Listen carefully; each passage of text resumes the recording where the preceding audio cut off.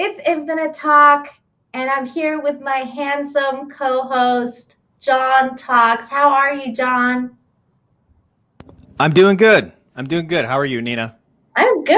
I'm good. And I'm so happy to be here and doing this with the most amazing girl.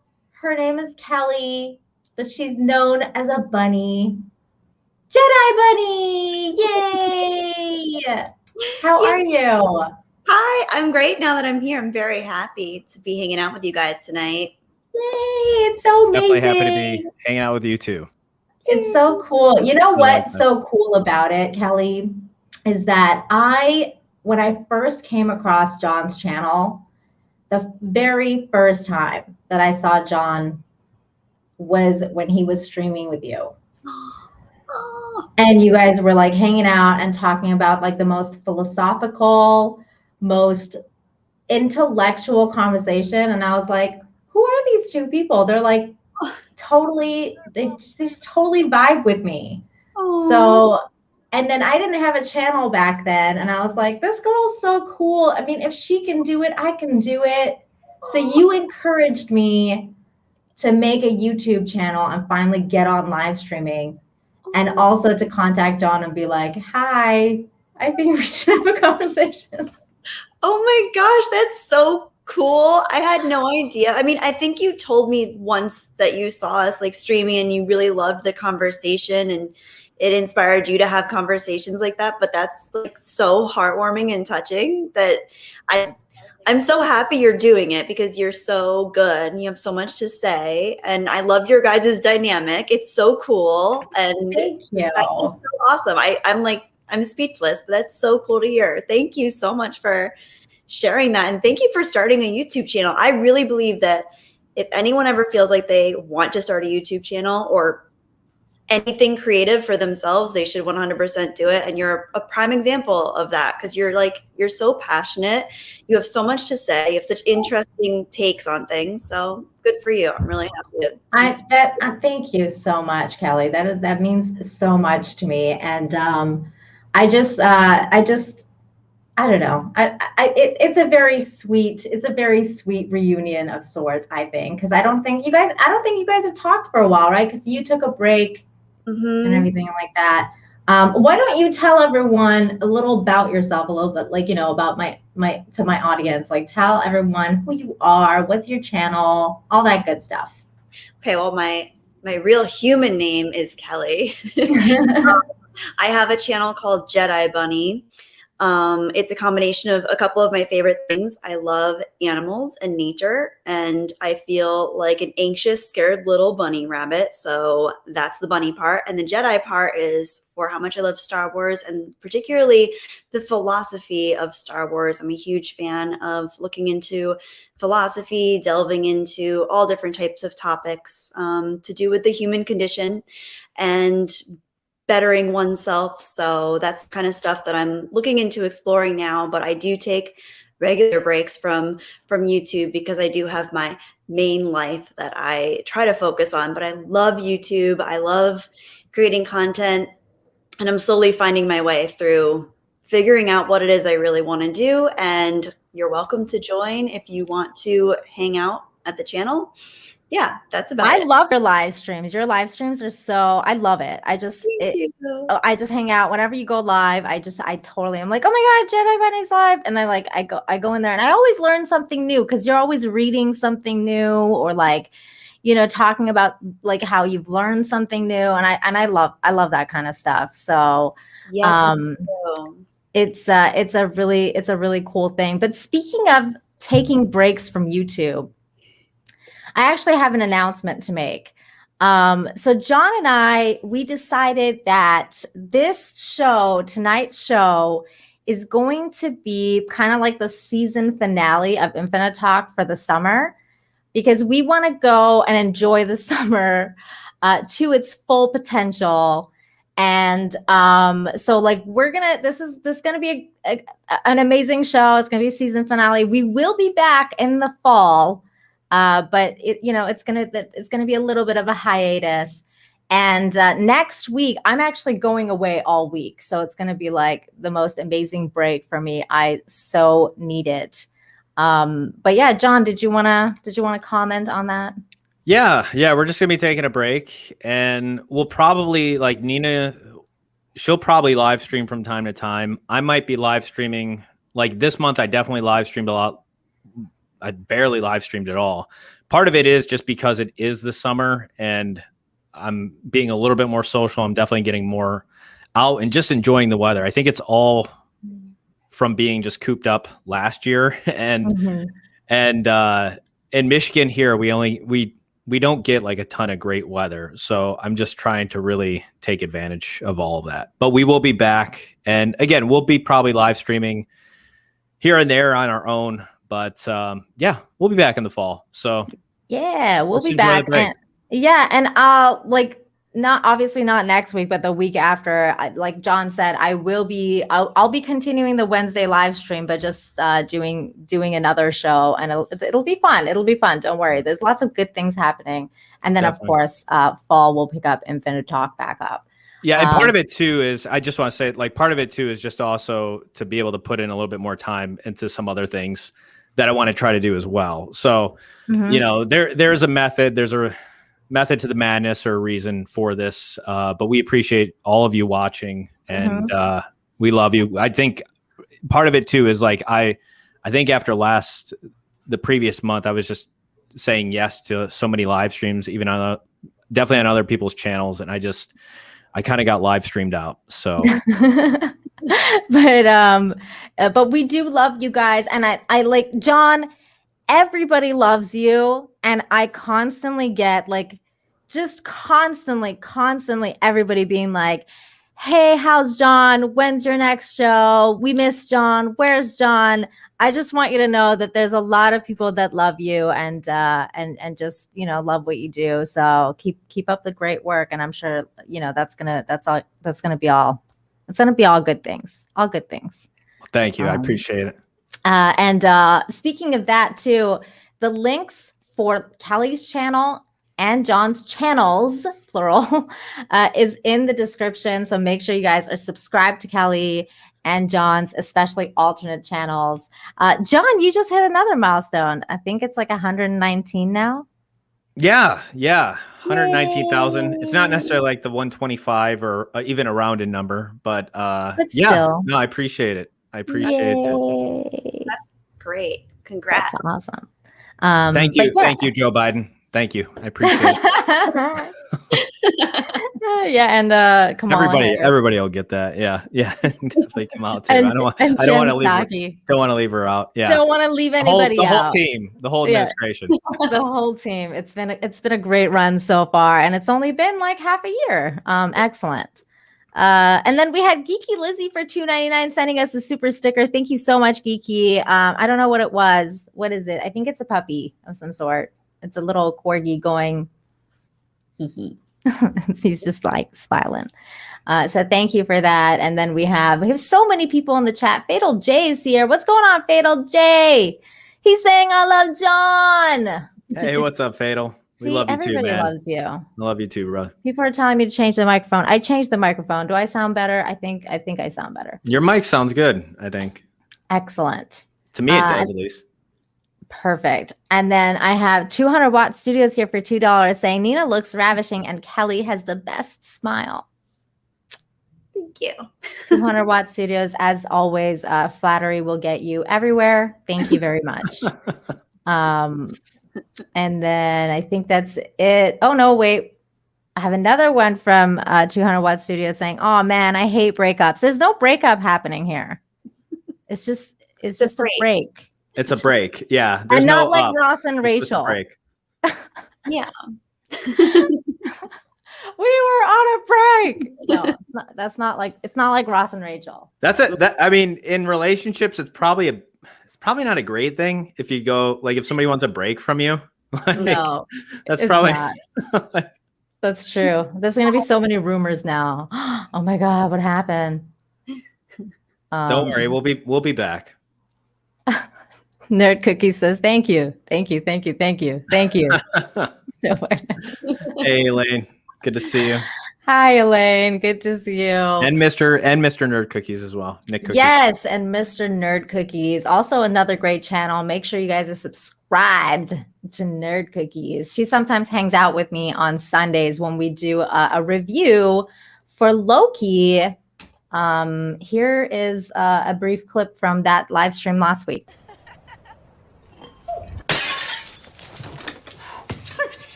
I'm so sorry.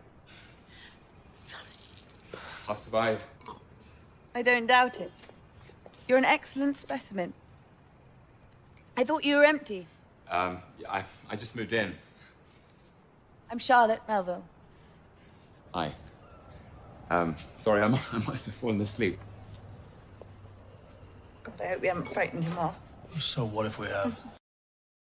I couldn't help it. He was naked. It just happened. Low-key naked. Yeah. It wasn't very low key at all, was it?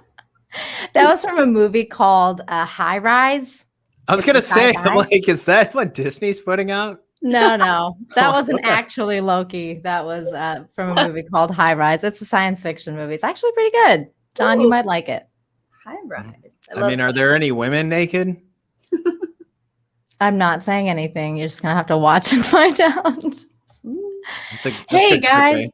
16-bit mascot for 350 says, hey, guys, love you all. Enjoy your breaks. Well, thank you so much. We will.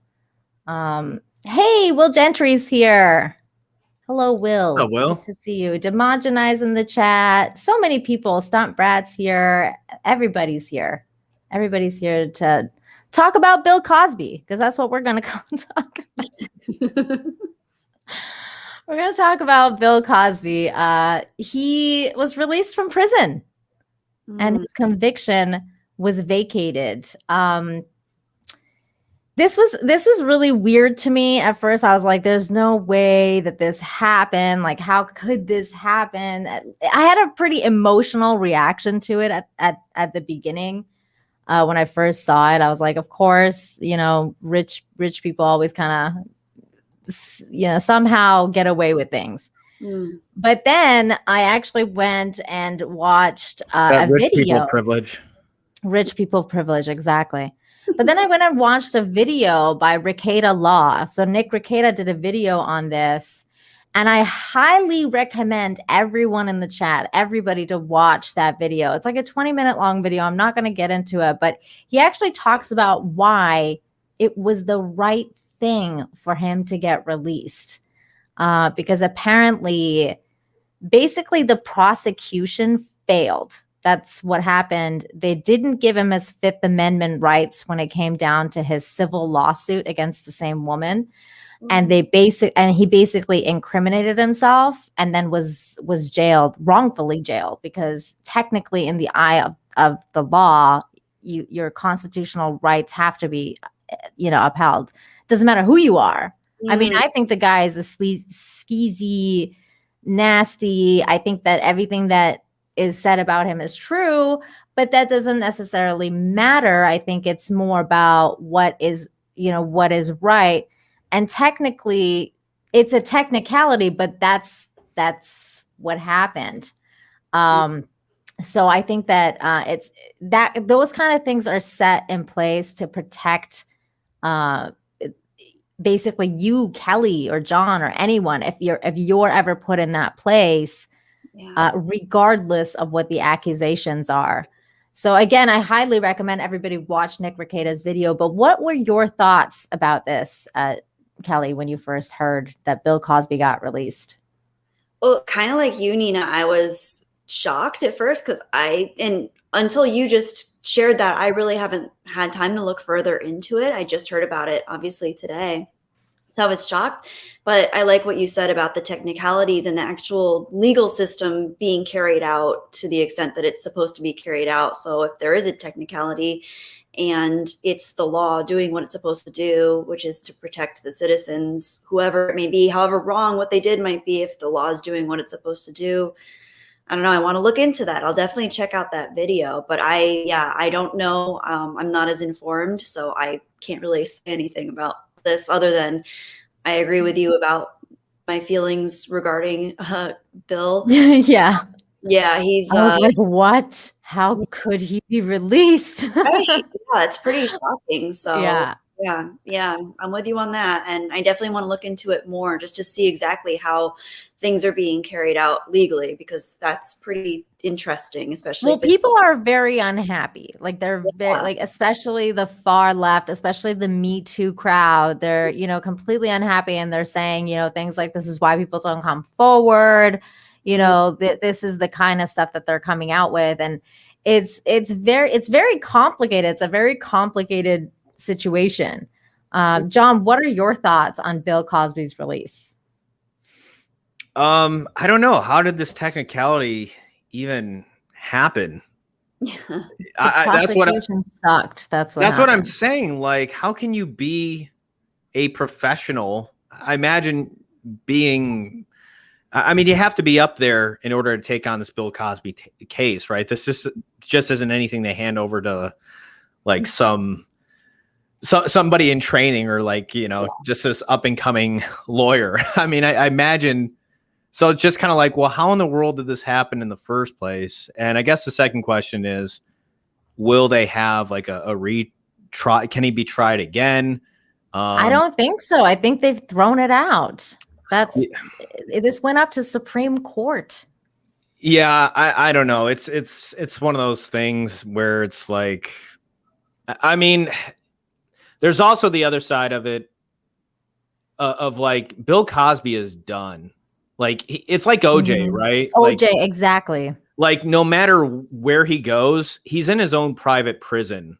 Like, everybody in the world knows what you did. You know, I would say like most people have kind of come around, and, you know, like if they didn't necessarily think OJ wasn't guilty before, after he comes out and writes a book saying, if I did it, or something like that, you know, I mean, it's just kind of like, so in this case, I just think that, you know, even if he doesn't go back to jail, even if the case isn't tried, like, this guy's life, like, he is being punished still. Like, granted, he's definitely going to live out his days in a little bit more luxury, right? But but overall, when the whole world, like, you know, the whole world hates you, I imagine, like, even if you are somebody who doesn't, you say you don't care what anybody thinks, I'm sure that can't be that good of a feeling to live with and to know, like, no matter where you go, what you do,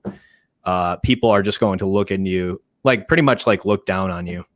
Well, and Bill Cosby used to be very vocal about, like, especially like racial injustice and, like, you know, things like that.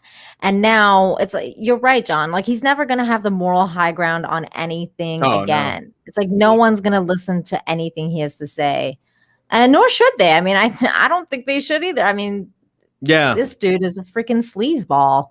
Right. I don't know. It's just weird to me because I feel like, in a way, like, a lot of people want to kind of put these labels on, especially when it comes to like Black or color people of color being released or something like that, as the fact that, like, justice isn't usually done for people of color.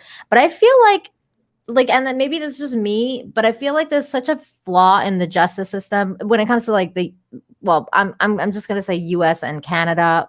I'm speaking of mainly here, that especially like in the US, where you feel like the law was made with the intent to basically, like, the bad guys made the laws with loopholes so that they can get away with things.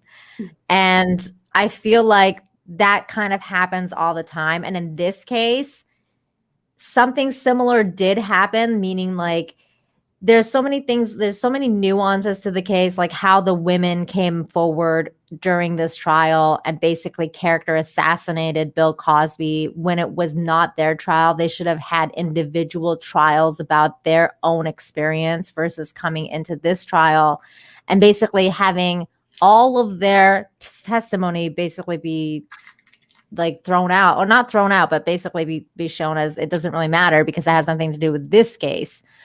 So that happened. The statute of limitations with regards to how many people accused them. Like, there's just so many things that were like set up for Bill Cosby to get away with it. It's just a really weird situation that it turned out the way it did. And in this case, you know, the guilty party has been set free because of how things were handled by the accusers, by the prosecution, by everyone. I mean, they could have put this guy away forever if they wanted to, but they didn't handle it well. Did you hear about the conspiracy theory involving Bill Cosby? Do tell. Oh. All right, let me share this here. Okay, let me quickly get this super chat here. London Fog 66 for $2 says, "Have y'all all seen the NFL Pride ad?" I have not. John, have you seen it? Have you guys seen it? I was gonna do a video on it on my other channel, but I haven't. Then I realized I'm like, that's 2 days late. Most people probably heard about it by now. I had not heard about it at all. See, you should have done the video. I would have heard about it if you had done a video, because I watch your channel all the time. We can watch it. I'll find it. We can watch it. I think it's like a 30 second ad. Okay, let's definitely watch that. Oh my God, this theory. Okay, are you okay, you're sharing the screen? Mm-hmm. So I guess I saw somebody. It's great. Here, give me a sec. Very nice. Very nice. We're professionals here. So Bill Cosby, I saw this on somebody's Facebook post, and I'm just like, really? But so supposedly Bill Cosby was framed for sexual assault by the Illuminati to stop him from wanting to buy, from buying NBC. Wow. Whoa. Yeah.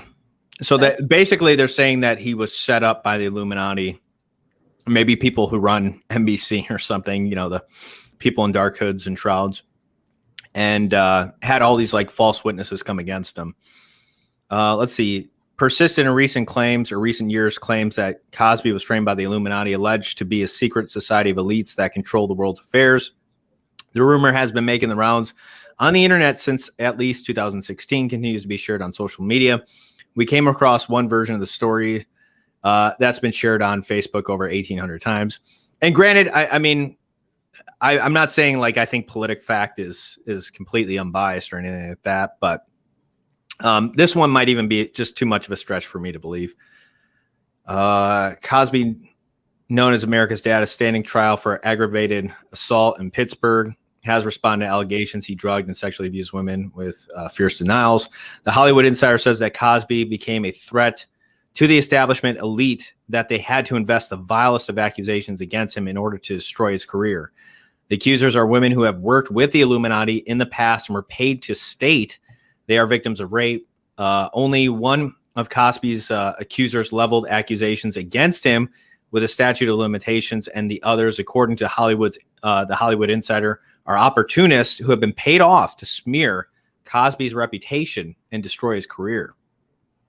Pretty big claim. That's a big claim. I'm curious though, did he really? So, okay, this is the claim that he wanted to buy NBC is accurate. It's accurate that Cosby was reportedly interested in purchasing NBC in the early 1990s from its owner at the time, General Electric. But that was more than 20 years before the accusations against Cosby started to surface. So it's like, yeah, doesn't have a lot of ground to stand on, this theory. Those Illuminati decided 20 years after the fact, we're going to send him a message. You How dare bastard. You tried to buy NBC 20 years ago. We'll show you 20 years later. Hopefully he gets the message. We review Nexus News Archives for coverage of Cosby's efforts to buy the network and found that the talk of the deal appears to have dissipated after 1993, when the Associated Press characterized Cosby's interest as short-lived. I had a feeling that this whole thing was bunk the moment I saw the specific person who posted on Facebook. I'm like, yeah, you would believe. No, that's interesting though. I'm glad that you brought this up, because I'm always into like looking into conspiracy theories. You know me. I'm always I guess had he expressed interest in buying it and then it happened like right after the fact, it's like, okay, then my antennas might go, you know, they might They're like, hey, what's this about? It's interesting, but it's 20 years after the fact, so it's bull. Sounds like it's. Yeah, and I like the way they refer to the female accusers as having been known affiliates of the Illuminati, but the Illuminati itself is just this like nebulous. Right. How no way of how do they know? So, like, no like one knows. Known anonymous member. Like, well, you're not. That's not how it works. No. And then we had TLJ Screwjob for $5 says, as Nick said in the video, the original prosecutor said there's not enough evidence to convict. The videos Cosby did that the others used violated Fifth. Yeah, it's a good video. You guys got to watch it. It's a good video. 200 Watt Studios, thank you so much for the $10. Says first DA promised not to prosecute if he gave a deposition in civil trial. Yes. The promise was that the depot wouldn't be used to criminally charge. Yes. The second DA didn't honor the deal, violating his Fifth Amendment rights. Yes, that is exactly what Nick was talking about in his video. And we have a Latino Slant raid incoming. Wow. Hey, what's going on, Polly? And thank you for the raiders. Shout out to Latino Slant. Everybody check out Polly's channel. They also do Midnight's Edge Espanol for those of you who speak Spanish and want to hang out there. Definitely check out Polly's channel. He was on my channel last week. It was really fun. And we had Demajidai. Thank you so much for the $5. Says this happened because they were in a rush to eliminate Dude's rep. Not condoning because, but think about it. Wait, not condoning BC. What is that? BC, but Cosby, not condoning. Bill Cosby. Thank you. But think about it. He's finished. Yeah. It's true. That's what John was kind of alluding to. Any comments on this, you guys? Yeah, I mean, either way, I agree with Demaja. Like he's finished. Like it's over. I mean, that's the one thing. Like if let's say you go to jail and you pay your time, I do think people have a different feeling about it. It's almost like if he had went to jail and he actually served his time, I think if anything, like at least in public opinion, either way, his reputation is destroyed. And once your reputation is gone, I don't know. You can't put a price on your reputation, I suppose. Do you think that it's possible? And I'm just wondering, do you think it's possible that like Derek Chauvin might get something like this happen where they throw out the case in a few years because there's so much information coming out about how the jury was basically biased and so much stuff has come out about that case not being represented justly. Oh my God. Can you guys hear the rain? It's actually kind of insane. Yeah, I can hear Yeah, it's the rain. So cool.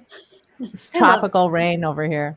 Oh. But yeah, so do you think that the Chauvin situation in a couple of years might face something similar? I guess it's possible. If it does, that's really going to be stuff hitting the fan. Yeah. Like, this is different. Like Cosby, I mean, don't get me wrong, there's outrage over it. And to some extent, or definitely, like, I understand it. But if Chauvin gets released, like, all hell's going to break loose in Minnesota. At least I would guess. Yeah, I agree. And then Mr. Tickle Trunk, thank you so much for the $2. Says hashtag Latino Slant raid incoming. Thank you guys from the Latino Slant. That's so sweet. And Amber is here. Hello, Amber. I hate what happened to. Did you hear what happened to Ords Boards' channel, John? I saw that on Twitter. Yeah, I saw his video where I'm like, why is he so mad? And I put it together. Or, eventually I was looking through the comments and I was like, oh, crap. So frustrating. What happened? I missed it. Basically, his channel became demonetized because because YouTube stated invalid clicks. What? So, and I guess somebody like made a whole bunch of bot accounts and went and mass subscribed to him in like an hour or something like that. So he got a whole bunch of subs. So they said you're trying to grow your channel, you know, in a false way or whatever. So they demonetized. I don't get, like, if you're like, let's say somebody wants to, like, if somebody does that to you, then like what, you know, it's not your fault, right? You can't do anything about it. Yeah, exactly. So why should he be penalized for that? It's so stupid, and they won't even tell him. They won't give him any details. Like that's what he was saying in his videos, that they won't give you any details, even though they expect you to give. Like they know, like pinpoint if you go against a video that gets copyright claimed or whatever, but they won't tell you anything if you ask and request some information, like how was this invalid clicks, or who was it that did it, or like how, you know what I'm saying? Yeah. They're just not getting back to him at all. And apparently he tried to contact Google, like actual Google, through AdSense. And they're saying, like, you know, they're using the COOF as an excuse and basically not getting back to him. Wow. It's very frustrating. I hope it gets solved. I'm sorry, Amber and Ords Boards. I hope it gets somehow resolved at some point. But Darian Munchausen, thank you so much for the $1.49 popcorn sticker. Thank you so much. Yes, you enjoy that popcorn. It's going to be a good show. Settle in, people. And Gary N for $50. Thank you so much. Says, congratulations, Nina and John, on the 1-year anniversary of Infinite Talk. You two are so awesome and are so deserving of all the success coming your way. May there be many more years of success for both of you. Enjoy your summer break. Thank you so much, Gary. That's so sweet. Isn't that sweet, John? Appreciate that. Yeah, thank you so much, Gary. I know Gary's a big supporter of Jedi Bunny. Gary's we appreciate you. He's thank great. you, man.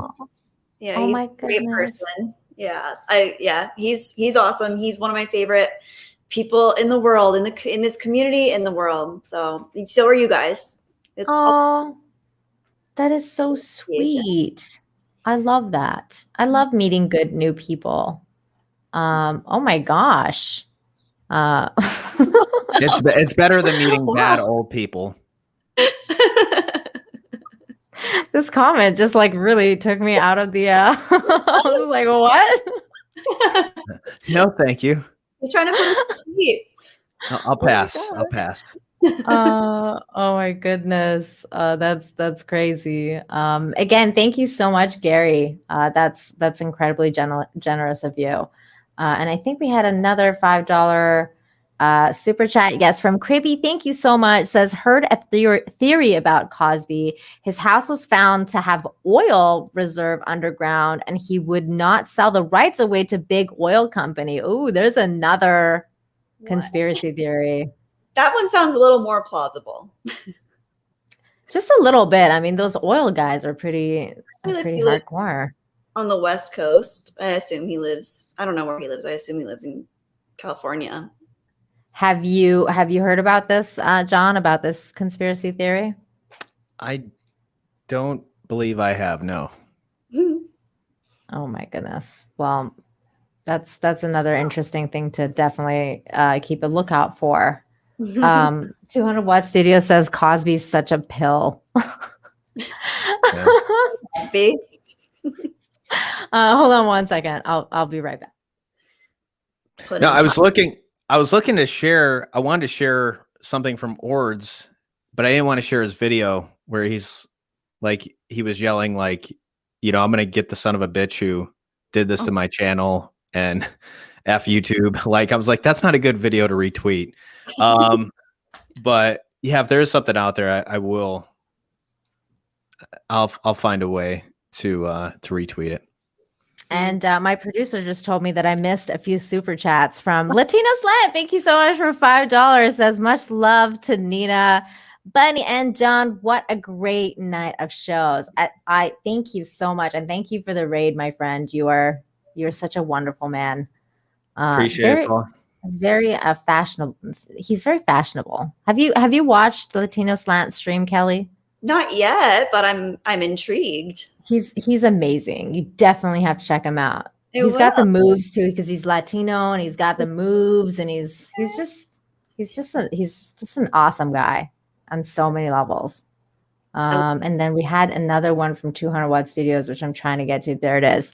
Thank you so much for the $5. It says, Nina, seriously, use tonight's awesome lighting when you come back. Oh, okay. Thanks. I actually just got a new camera that really helps me, 200 Watt Studios, because this is my new camera. This is the first night I'm streaming with it. So I finally turned off, because it has like lighting settings in the camera. So I had to go and like adjust it. So I finally turned off that crazy light that's in my face. So I don't have like this insane light that I need sunglasses for anymore, John. Nice. I still have my sunglasses here though. Always good to keep on hand. Just because I want to look cool once in a while. What kind of camera did you get? It's the Logitech. It's a Logitech webcam thing. Oh, okay. Do you know what model it is? Not offhand, but I can tell you after the stream. All right. I'll ask you those technical questions after. Yes. I will tell you all I know. Okay. So Bill Cosby sucks, is the moral of the story. And he also drugged people to make him do things for him, but it's beside the point. He's a free man now. But is he really? How free is he? Yeah, shame is a powerful thing in the human realm. So he's gonna, unless he's just a complete psychopath or sociopath, I assume he's feeling some level of shame and that outcasted griminess of it all. Mm-hmm. Yeah. Well, you remember when OJ, he committed that crime afterwards, like like theft. It's almost like back his own. Didn't he steal back his own? Yes. Memorabilia or something? Yeah. Yeah. What if oh my gosh. I mean, it just makes you wonder, though, like, was a part of him, like, even subconsciously wanting to get caught, you know? I think it was. Wanting to, get bust at. I don't know. He didn't think he deserved to be free. I think he was like, you know what? F this. I'm going to go and steal my own. Or maybe it was. Yeah, I don't know. But he did it. He did it himself, right? He didn't like hire a bunch of guys. No, he didn't even hire anybody. He was like, you know what? I'm taking this back right now, right here. Oh my God. Somebody legit bought that stuff and he's trying to steal it back. It's just so. Force of Light Entertainment's in the house. Thank you for joining the stream, you guys. I did a stream with them on Monday night on Toxic Femininity. Wonderful ladies. Make sure you're subscribed to their channel. I'm gonna hit them up soon to hang out, probably for a Queen's Council or something. Just amazing women on YouTube doing their thing. So thanks again for being here tonight, Force of Light. And Curtis is here. Hello, Curtis. Good to see you. And so is Citizen 333. Good to see you. It's been a minute. See, these are the people I hang out with in John's chat. And then when he stops live streaming, I don't see anybody for like God knows. And Apex Comics is here. Hi. Hey, what's up, Apex? Hello. Jimmy's here. So many people here. Megamax are here. Next topic, though. Speaking of celebrities going in and out of jail, somebody's going to jail. Allison Mack from Smallville. I'm shocked it's only 3 years for what she said did. Allison Brie. I realized when we were talking about this before. I think I said Allison. Oh, yeah, you did. Oh my gosh. Very different. Yeah, very different. She didn't brand anybody, and no. Yeah. Poor Allison Brie. Did you see this documentary on HBO? Yes. I saw like the first 5 or 6 episodes. It's pretty good. Yeah. I saw a little bit of it and I was like, I can't watch this. This is just too. I wasn't in a mental state to watch the rest of it. But it's pretty dark. It's really, I'm fascinated with cult behavior and cult history, the psychology of who joins cults, cult leaders. But I think there were 2 different documentaries and I watched both of them. Just really disturbing. Me too. Yeah. I mean, I'm fascinated with the idea of it too. Like, I mean, my fascination mostly comes from like the whole Charles Manson family situation, and then of course like the other. So, there's so many. There's so many. Like there are so many. Yeah. Jim Jones, of course. Yeah. Jim Jones. Did you guys hear his speech? Like the audio of that? I've heard. Oh, it's so disturbing. I don't remember. Yeah, it's one of the creepiest things you will ever hear in your life. Yeah, it's really, really, really sad. Like really distressing, and it just goes to show what people, how people's beliefs can lead them to just so astray, and just the power of belief and the power of belief it's actually kind of crazy. That's how I feel a little bit about the QAnon people who are still going on about how Trump is president. I'm like, you guys. Wait, Nina, you don't believe he is? He's not the president. Joe Biden. No matter how much you want to believe. He's in an Amazon. It's a warehouse. Or it's not it's a manufactured White House. Yeah. They remade the whole thing. It's just CGI, green screen. They use what do they use? Industrial lights and magic, ILM. Yes, it's ILM. They're all in on it. They're in on it too. Yeah, they're all in on it. Yeah. Oh my God. Yeah. I still to this day, I'm like, I can't believe you guys think that he's still president. Like, and then he'll make like one speech and people are like, he's still president. Like, and I'm just like, you guys, no. Let it go. I mean, look, I get it. I get it. I get it. Like, it's hard. It's hard to believe that, whether or not, again, there's a bunch of, funny business, or there could have been something going on. Who knows at this point? But, unfortunately, the reality is, well, you know what it is. Mm-hmm. But back to this actress here, Allison Mack, who 200 Watt Studios says that will be out. She will be out in 2 years. And then I will get her autograph and a photo op. I don't know if that'll be worth much, but I mean, who knows? Maybe in a few years. It's better to brand you. That's probably. That whole scene that where the one girl is describing what happened, and like that they could smell like the burning flesh and stuff when it was going on, and I'm like, oh my gosh! And it wound up being it was her initials and what was it? And the other guys, Craig or. Yeah, Mary or whatever that guy's name was. Yeah, so this article kind of goes into it. Basically, for those of you that don't know, Raniere. Yes, for those of you, and he got like 120 years in prison or something. For those of you that don't know, but she was an American TV actress. Allison Mack has been handed a 3-year prison sentence for her involvement in how do you pronounce this? NXIVM or NXIVM. Yeah. In the NXIVM sex cult after she pleaded guilty to charges relating to her role in recruiting women to the secret group. In 2019, a year after her arrest, the 38-year-old Smallville actress pleaded guilty to the sex trafficking conspiracy and forced labor conspiracy. Mack's sentence, which also includes a $20,000 fine and 1,000 hours of community service, was announced by the U.S. Attorney's Office in the Eastern District of New York on Wednesday. The actress was at one point deputy leader of the New York State-based NXIVM, which, under the guise of being a self-help program, enlisted women as sex slaves for the group's founder, Keith Raniere. The women were subject to bizarre forms of abuse, including being forced to brand themselves near their genitals with Raniere's initials. Prosecutors had sought between 14 to 17 years for Mack, but her legal team argued for a reduced sentence given her cooperation with the case, including handling over audio evidence against Raniere.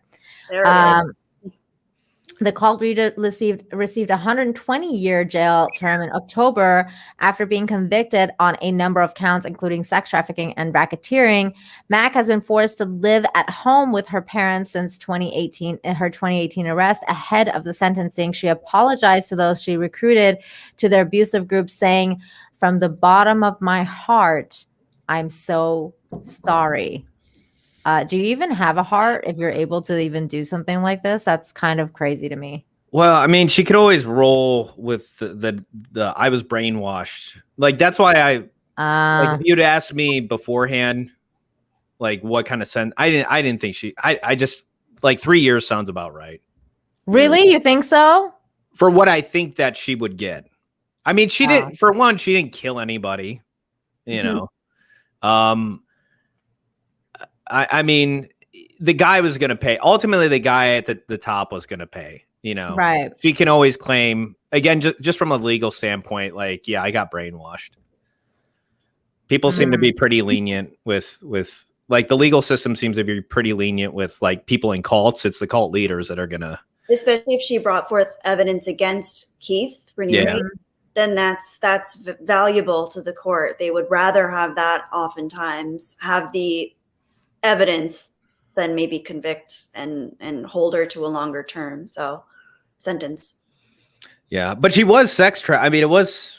I don't know, man. I would say at least 5 years, at the very least, like 3. That's nothing. That's she should be pretty happy about that. I mean, that's definitely. Because she was recruiting too, and it was it was very similar to sex trafficking. I'm surprised that they weren't able to use that as, I don't know. I don't really, I obviously am not well versed in law, or but I just think, I don't know. Yeah, you think it'd be heavier. I wanted it to be, just based off of what she did, but yeah. I mean, like, you guys have seen the documentary. Is there a case to be made about her actually being a victim of the guy too? Oh, well, yeah, technically, yes, because she could just as easily claim, as John was saying, that she was brainwashed because she was one of the first initiates, or one of the earlier initiates, and she was given very special treatment because she was an actress. And it appears that within the cult, if you were someone with any kind of notoriety, they loved having actors and actresses, and they're very similar to Scientology, but on a much smaller scale. But she was given really special treatment. So it could be said that she was, brainwashed, and she was elevated and made to feel like she was more important. So I'm sure if they had a psychoanalyst in the courtroom speaking on her behalf, or as a witness, a professional witness, they could have said, she was viably brainwashed. That makes sense a little bit. I mean, I still think that a heavier punishment, even if she was brainwashed, I would think like at least 5 years for her. But yeah, she still has agency, Yeah, I mean, there's some sort of accountability to be had here, and I don't think $3,000 and like a 20,000 or 3 years and $20,000 fine and 1,000 community hours. I don't think, like, for the amount of damage she's done to those people. That's tough. Miss Martin Muses, thank you so much for the rose. She's so sweet, Teresa. Hey, what's up, Teresa? Lady. And then we had another super chat. I mean, 200 Watt Studios says she just made a mistake. I mean, I don't know. Everybody makes mistakes. Big mistakes. But it's when you hurt other people, and it could be argued that she actually ruined other people's lives based on what she made these people do. Like, very manipulative, some very dark things, people basically forcing people into self-harm. So I don't know.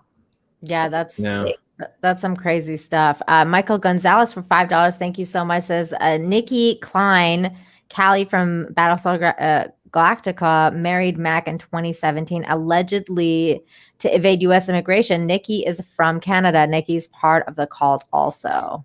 Oh, I didn't know about that. Oh, me neither.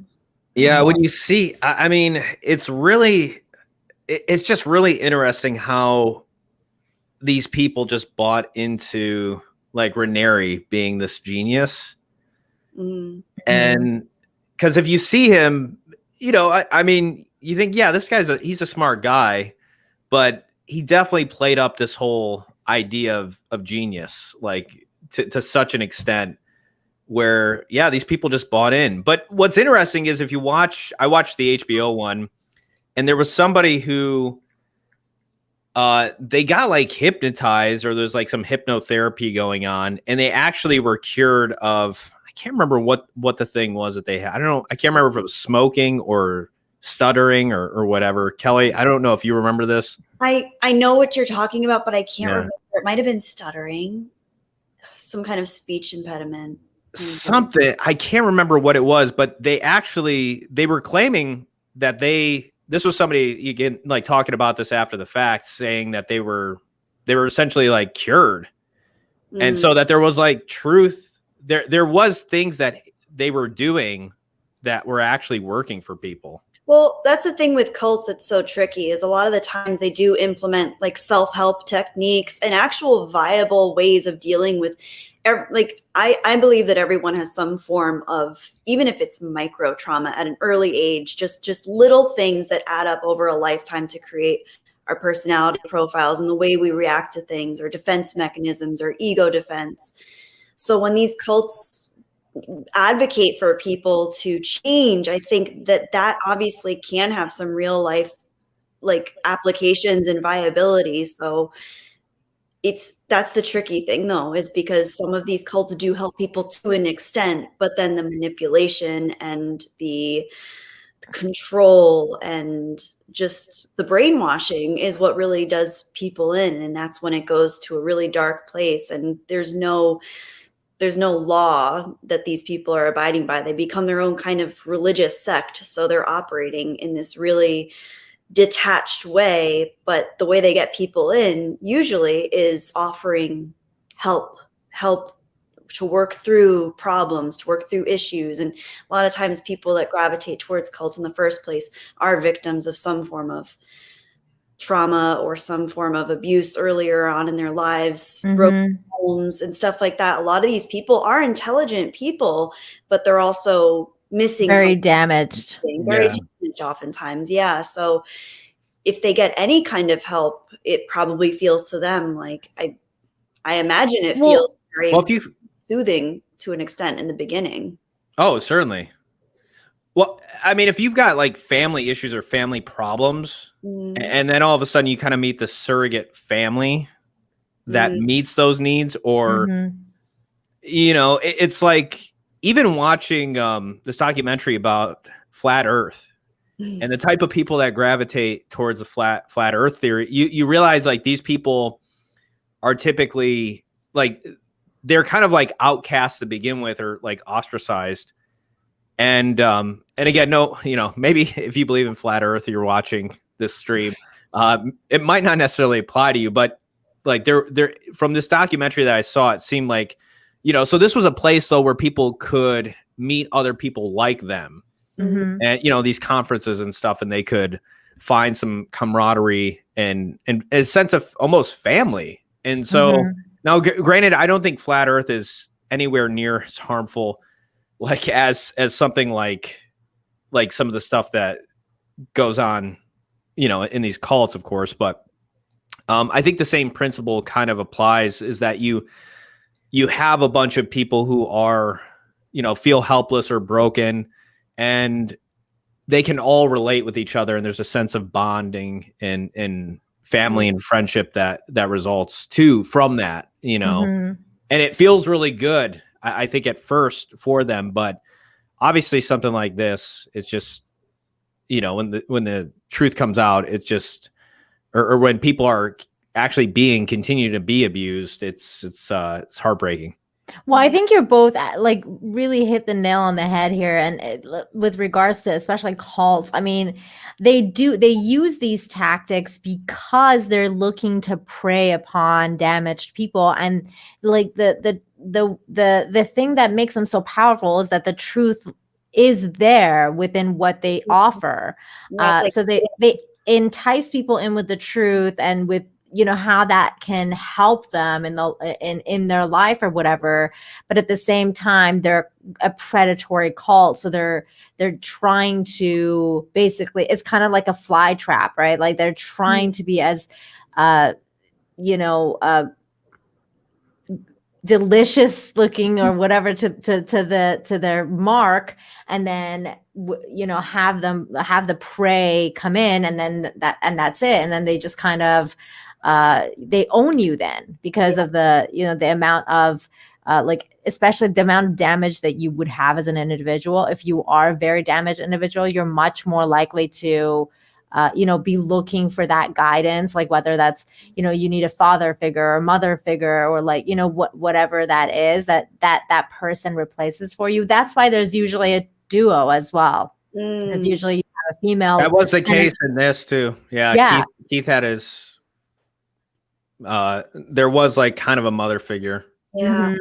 And you usually have that because you have that father figure and then that mother figure, and then they do the work, and it's very damaging, and it's very heartbreaking that kind of stuff goes on in our world. But unfortunately, it does, and we have to and that's why I think really interested in knowing about it, because you want to protect yourself, right? And that's one of the things, that's how you learn and you're able to protect yourself, is to understanding other people's. Oh my God, Nova. I'm sorry. I got distracted by the kitty cat. I love that you know her name. Yeah. Oh, she's so cute. Hi, Nova. Look it. Run away. I was going to pick her up. Run away from me. We knew I was going to grab her. But anyway. Like, no, not the full screen. She's like, no. But yeah, so you guys are both right, though. Like, it's just, cults are freaking nuts. 200 Watt Studios, thank you for the $5, says, what would you do if you started dating someone and you found she had a NXIVM brand? Personally, I wouldn't have a problem with it, honestly. I'd be grateful that she got out. Yeah. Assuming that she was out, she's probably much wiser and more, sturdy than she was before she joined. Sure. I think just let the person know ahead of time. Like, don't let it be a surprise. Yeah. Yeah. That's all. The reason I'm laughing is because before the stream, John was like, well, what are we talking about? Is there any surprises? And I'm like, me, John, I love surprises. And now we're talking about surprises. Like, yeah, don't let it be a surprise. Mr. Burns thing. Excellent. Like, what are we talking about, Nina? Oh my God. But I don't know. I wouldn't mind it, but I'm with John. I would prefer to have that conversation before. And then it's like, oh, damn. Wait, what's that? Like, that is not cool. I want stories. I would want to hear some stories, assuming they were willing to actually rehash something. Well, see, some people in the chat are saying like as much as 40 years for her. I saw Curtis saying 10 years at least, or like, other people have been saying, maybe it's because she's a celebrity that she got off, like, I wouldn't say scot-free, but pretty much. I mean, it's like a freaking slap on the wrist, man. That was nothing. Again, you got the brainwash card. I mean, that's one of the positives of being in a cult, and you do something. It's like, well, I was brainwashed. I didn't do it. That's a little, I'm being a little, but no, I mean, seriously, I mean, it's again, she definitely has free agency and stuff, but I don't know, this Keith Raniere guy, it's weird. Cause like, do you think like who goes into a cult thing, well, obviously I don't even think it's a cult, right? They go into this group that is for like, it was a self-help betterment. Group. Yeah. Yeah. And they never call themselves cults. That's like rule number one of a cult. Yeah. Right. We're not a cult. They always say they're not a cult. So. That's the number one way you're in a cult, by the way. If you have people on the outside, or like the leader is saying, we've got people saying that we're a cult, and it's like, well, you just like think about it, maybe, or there's might be something cultish about what you're involved in. But in terms of that, like, how in the world, like, I'm sure Allison Mack probably had the best of intentions going in, and then like 2 or 3 years later, she finds herself like recruiting for this, like basically the sex cult now. I mean, it's just like, I don't like, I find it hard to believe that those were her intentions. Like, yeah, I really want to go in this group because I want to brand people, and you know. Well, you don't know that. You could never know what her intentions were because like some people are really into weird kinks and like weird shit. True, but I just think from the outside going into a group like that, I don't know how fast. It's like a gradual thing, right? Yeah. They don't Right. just, like, you know, like I'm sure Keith first date in and pull her in and say, "Look, this is what we're really doing here." You know, like, yeah. as he's got the branding stake himself, you know, like, Yeah. Oh my God. Can you imagine? You don't learn about the thetans or whatever they're called in day 1 of Scientology. You start with Right. help and those little things where they, you know, entice you by, oh, look, you can work on yourself. You can better yourself. You can become a better person. And that's enticing for people. Who doesn't want to be better? I mean, that's enticing for me. I want to be a better person. So That's enticing for me too. Yeah. Like it's funny though, and most cults have like these levels. So like if you know at your initiate level, you're not gonna know shit. You're sure as hell not gonna be branding people. Yeah. And then you know that they didn't even know what was going on too. Like no lower tiers had no idea about the sex stuff. They like you could ask them and they'd be like, "Oh no, what? No, that's crazy." Yeah. They had no idea it was going on. So of course not, because if they did, because they're still initiates, they haven't been brainwashed yet. So then they like if they find out, then they'll go out and be like, "Yo, man, what the hell's going on over here?" Right? Because they have to have a certain level of brainwashing in order to be able to like get to that point where they go into denial when they're told about something. Like there's no fucking way that this is happening because I know these people. Like there's no way, right? Yeah, what was really bizarre about this, and again, it's hard to believe that like smart and intelligent people can kind of get sucked into this kind of thing. But like where these women, they were essentially made to like there was like masters and slaves in this hierarchy, and that they like willingly submitted to this stuff. And it's like, I don't know, it's just kind of like, wait, I mean, you know, you came into this for like self-betterment, and now you're in this weird, like extreme controlling, an extreme invasion of privacy sort of thing. And you know, it's kind of it's just odd that people didn't get out sooner. I don't know if it's like the sunk cost bias, where it's like, well, we've been here for so long, you know, we're just gonna, you know, we'll just stay because our friends, you know, our other friends are here or something. I don't know, but it was just like that part of it was a little weird to me, where people didn't raise more questions and say like, why are we doing this? Like, why are you initiating me into this? Why are you making me take an oath or call you master? I mean, that does not like in terms of the stuff that they were selling early on. And this was all like there was like a secret cult going on within the cult. And I just, you know, I mean, it's kind of just hard to believe that people. What was this documentary called again? Oh, I don't remember. I don't remember either. I mean, if you go to HBO, what was it on? It was in HBO. Okay. There was one on HBO, but I think, were you saying, Kelly, is there one on Hulu or something else? I think so. Yeah, I saw both, and I don't remember which one was which. Okay. I definitely preferred. It's probably not that hard to find. I'll just have to put like NXIVM documentary or whatever. I got about 5 or 6 episodes in, and I was like, okay, I'm good. You know, I don't know if it's like. How many episodes are there? Did you watch the one, John, where it's seen kind of through the lens of the mother and the daughter that joined together, or was it not that one? Because there's one that's kind of explored through the mother and daughter that joined. Oh, okay. No, I don't think I saw that one. I saw the other one. That one as much. I felt that one was a little bit more, I don't know, overly produced and a little, I don't know, just I didn't like it as much. I liked the other one a little bit better. It felt a little more objective. Okay.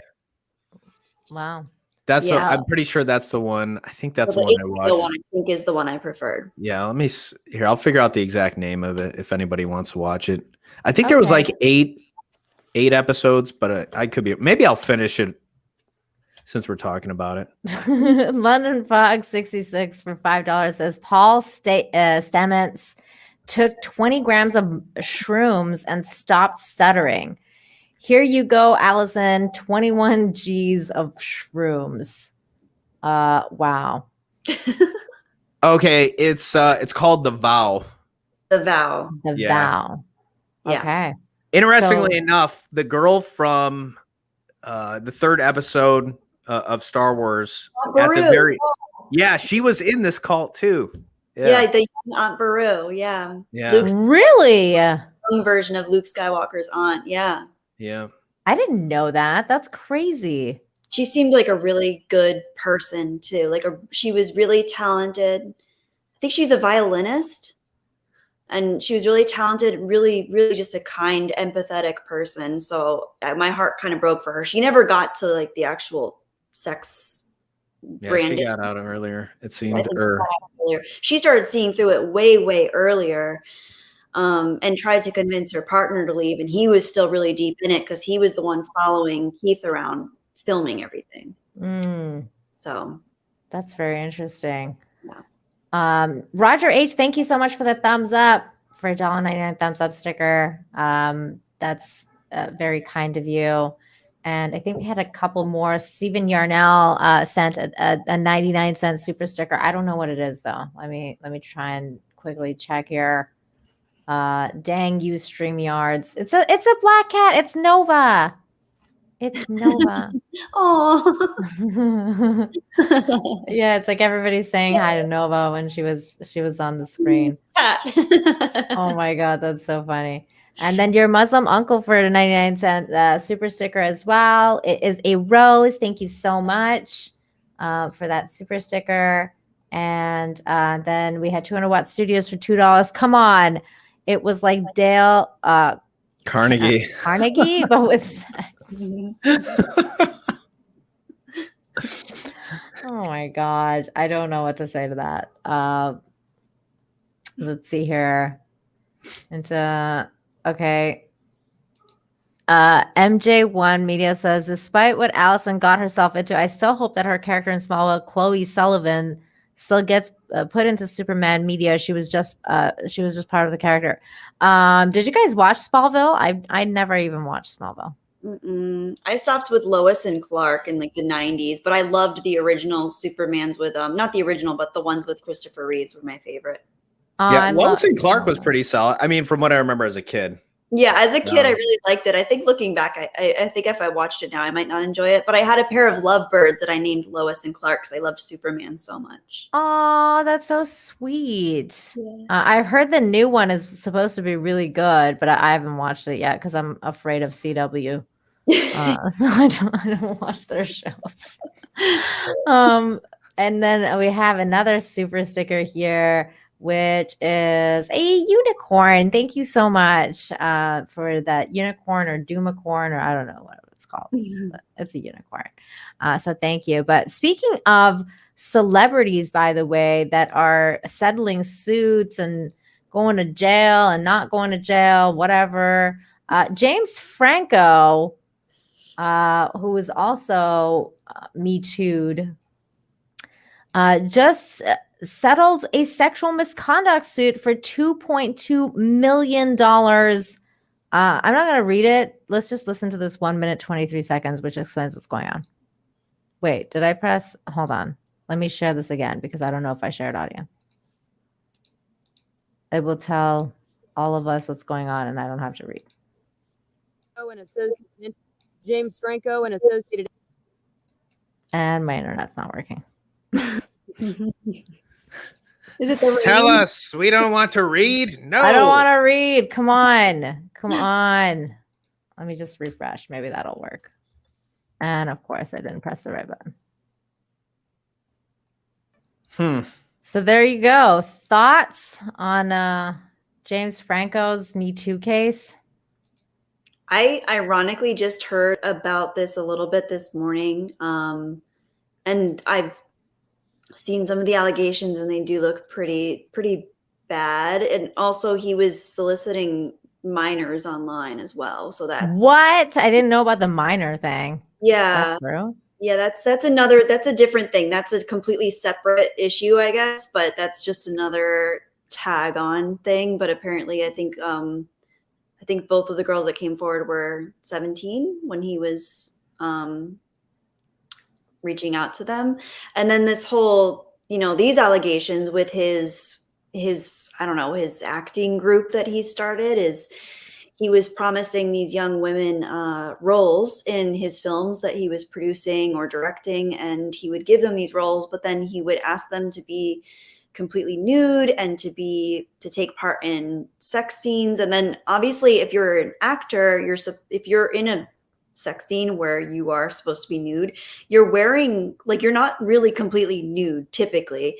You're usually wearing protection, but apparently he would, like, there's a case where he took the protection completely off of the woman and just against her will. So there are like a few different allegations, and it does look pretty bad. That actually kind of glossed over some of the darker details. So I'm actually he's getting away with that little of an amount. But really, like, so $2.2 million you think is not to be split among all the parties involved? Because it seemed like there were quite a few people coming forward, and they're, obviously it's going to their lawyers, and I don't know. I'm actually kind of surprised. I thought it was only like 3 women.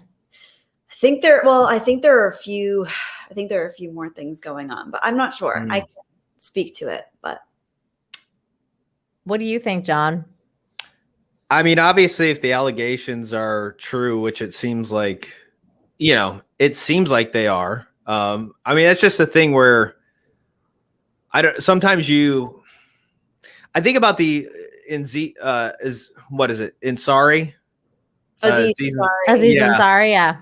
Yeah, where that one's a little, obviously that's very different. But I mean, again, if all these allegations are true against Franco, then I think he's getting off pretty easy. I mean, I'm sure he's got more than 2.2 million to, he's got more than enough money to, this is going to be, I mean, obviously he's probably not going to want to pay that, and he is defending his way all the way through this thing, which I guess for a political move, you would expect him to, because he doesn't want to be associated with this, but his career is definitely taking a hit because of all this stuff coming out. I don't know what gets in the heads of these guys. If they just get, if there is this level of arrogance, hubris, right? That just, where they think they're untouchable, that people are not going to say anything. And really it's like, you're just one one person away from dropping all this stuff and destroying you. And I just, you would think, especially as all this other stuff was going on, that you wouldn't be so stupid. I mean, if I was in Hollywood, heck, not even being in Hollywood, I mean, it's like Henry Cavill said, like, he's, especially when he was single, it's like, when a girl says no, wait, literally. Dude, have you not heard of all the crazy conspiracy theory stuff that's come out about Henry Cavill and his girlfriend? Well, that's, oh my God, well, that's conspiracy. I haven't heard any of it. Anna, that Star Wars girl, made a video about it, and she broke the whole thing down, that apparently the girlfriend is like a fake girlfriend, and like it's set up by his manager, and his manager's like into like some weird, like, it's like a whole thing. You guys should watch that video. I missed that one. I never saw. I feel like I'm obviously subscribed to her, but I never saw that video. That's really funny. Is this Kavillanon? Like, yes, it is. Yes, it is, John. You've got. By the way, I want the copyright on that. The trademark. But no, it's like he said, where it's like, if a woman, it's like, says no, and he's like, okay, and then she's like, well, why didn't you pursue it further? Why didn't you try? Like, he's like, like, look, I mean, it's like, this day and age, come on, like, you have to be an idiot. Yeah. I mean, because you are just one person, like, just even somebody saying something, and that's almost to the point where it's just like, you just have to be ultra, like, if you're a guy, you do have to be ultra careful nowadays, and especially somebody in Hollywood, you really do. So for me to see Franco, you know, I mean, anybody just be this careless and stupid and detestable, and think that they're going to get away with it. Come on, man. In the words of Joe Biden, come on, man. I think it's interesting though, because whenever you see like, okay, this dude's settled, that usually means like, oh, they had something, and he's just like, I'll just make it go away. So yeah, I love the statement. It's kind of an admission of guilt. Exactly. Not to say I think people have settled being innocent and they feel like they are backed into a corner and they do want to make it just go away either way. But I do think it is, to some extent, it doesn't look good, and it is an admission of guilt.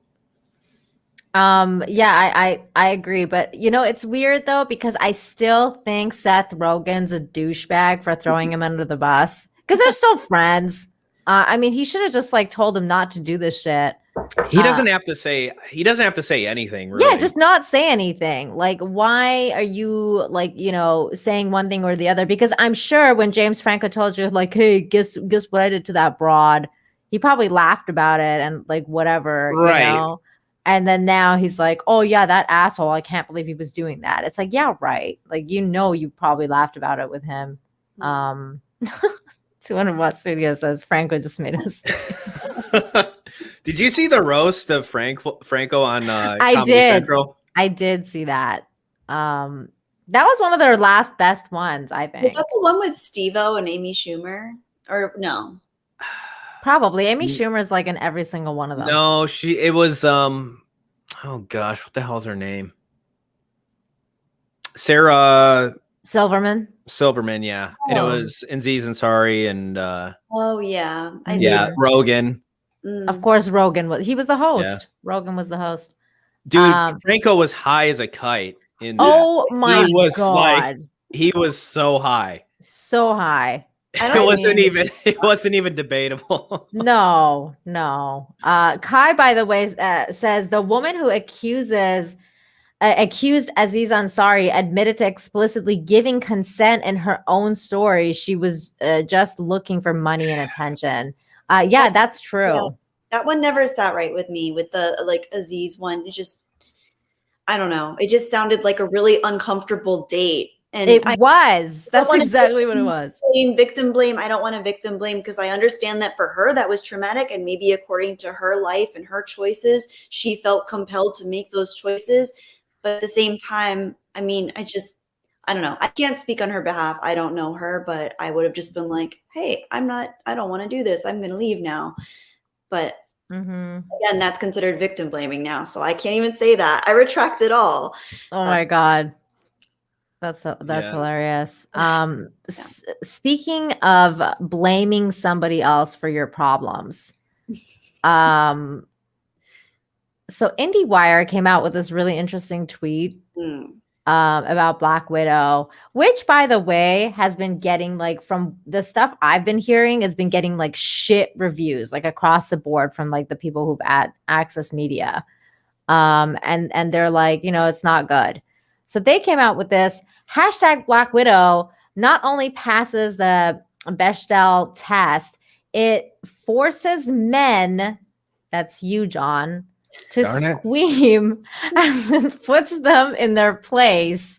It's a solid comic book tentpole that excels as a Bourne movie. It's not a Bourne movie. It's supposed to be a superhero movie, but falls into the third act MCU messiness. Read our review. I don't need to read your review. I just needed this line. This is amazing. It forces men to scream. Scream. I guess like, do real men scream?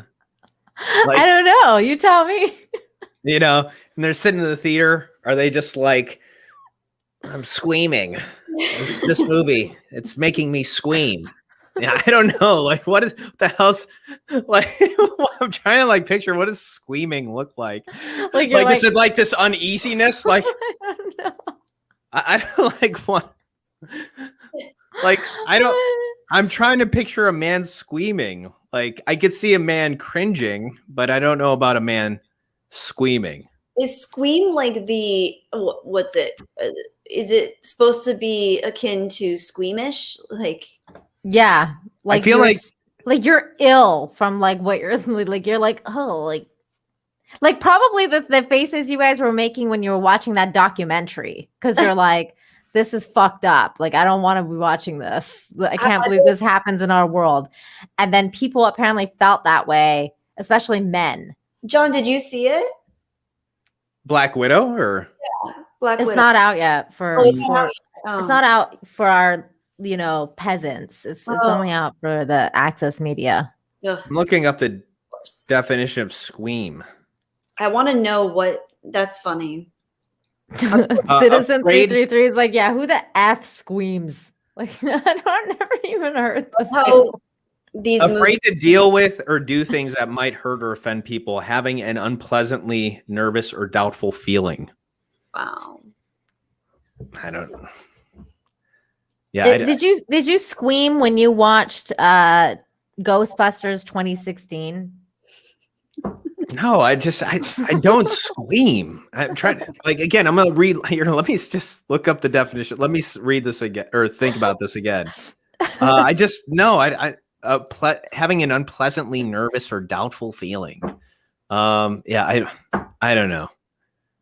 I do think of somebody like sitting in their seat, just like extremely uncomfortable, like just constantly moving around. Like they have to pee the entire movie. They're like, yeah. I gotta go.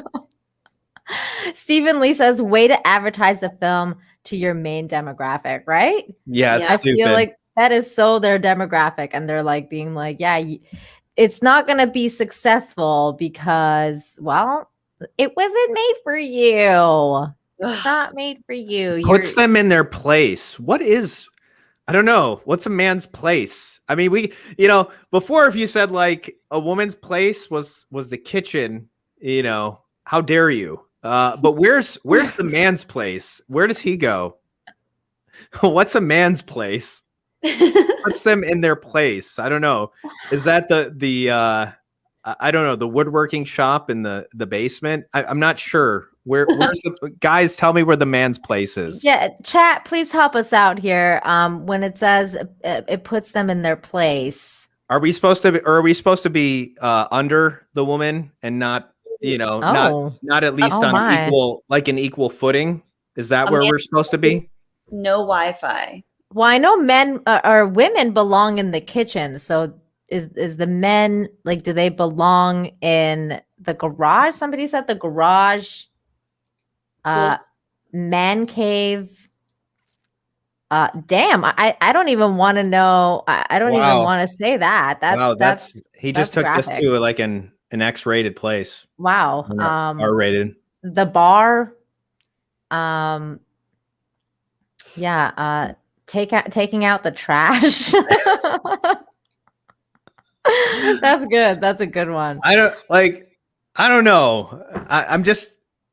Are men like reaching stuff women can't reach? Hey, yeah, that's true. We do need your help for that. Do men need to be put in their place nowadays? I see a lot of men that are just like, I don't know, they're like practically carrying their women's purses. They're the ones that got the babies around their way. I mean, I'm just wondering, like, again, what is so, where do men need to go? In the kitchen where the pickles are. So.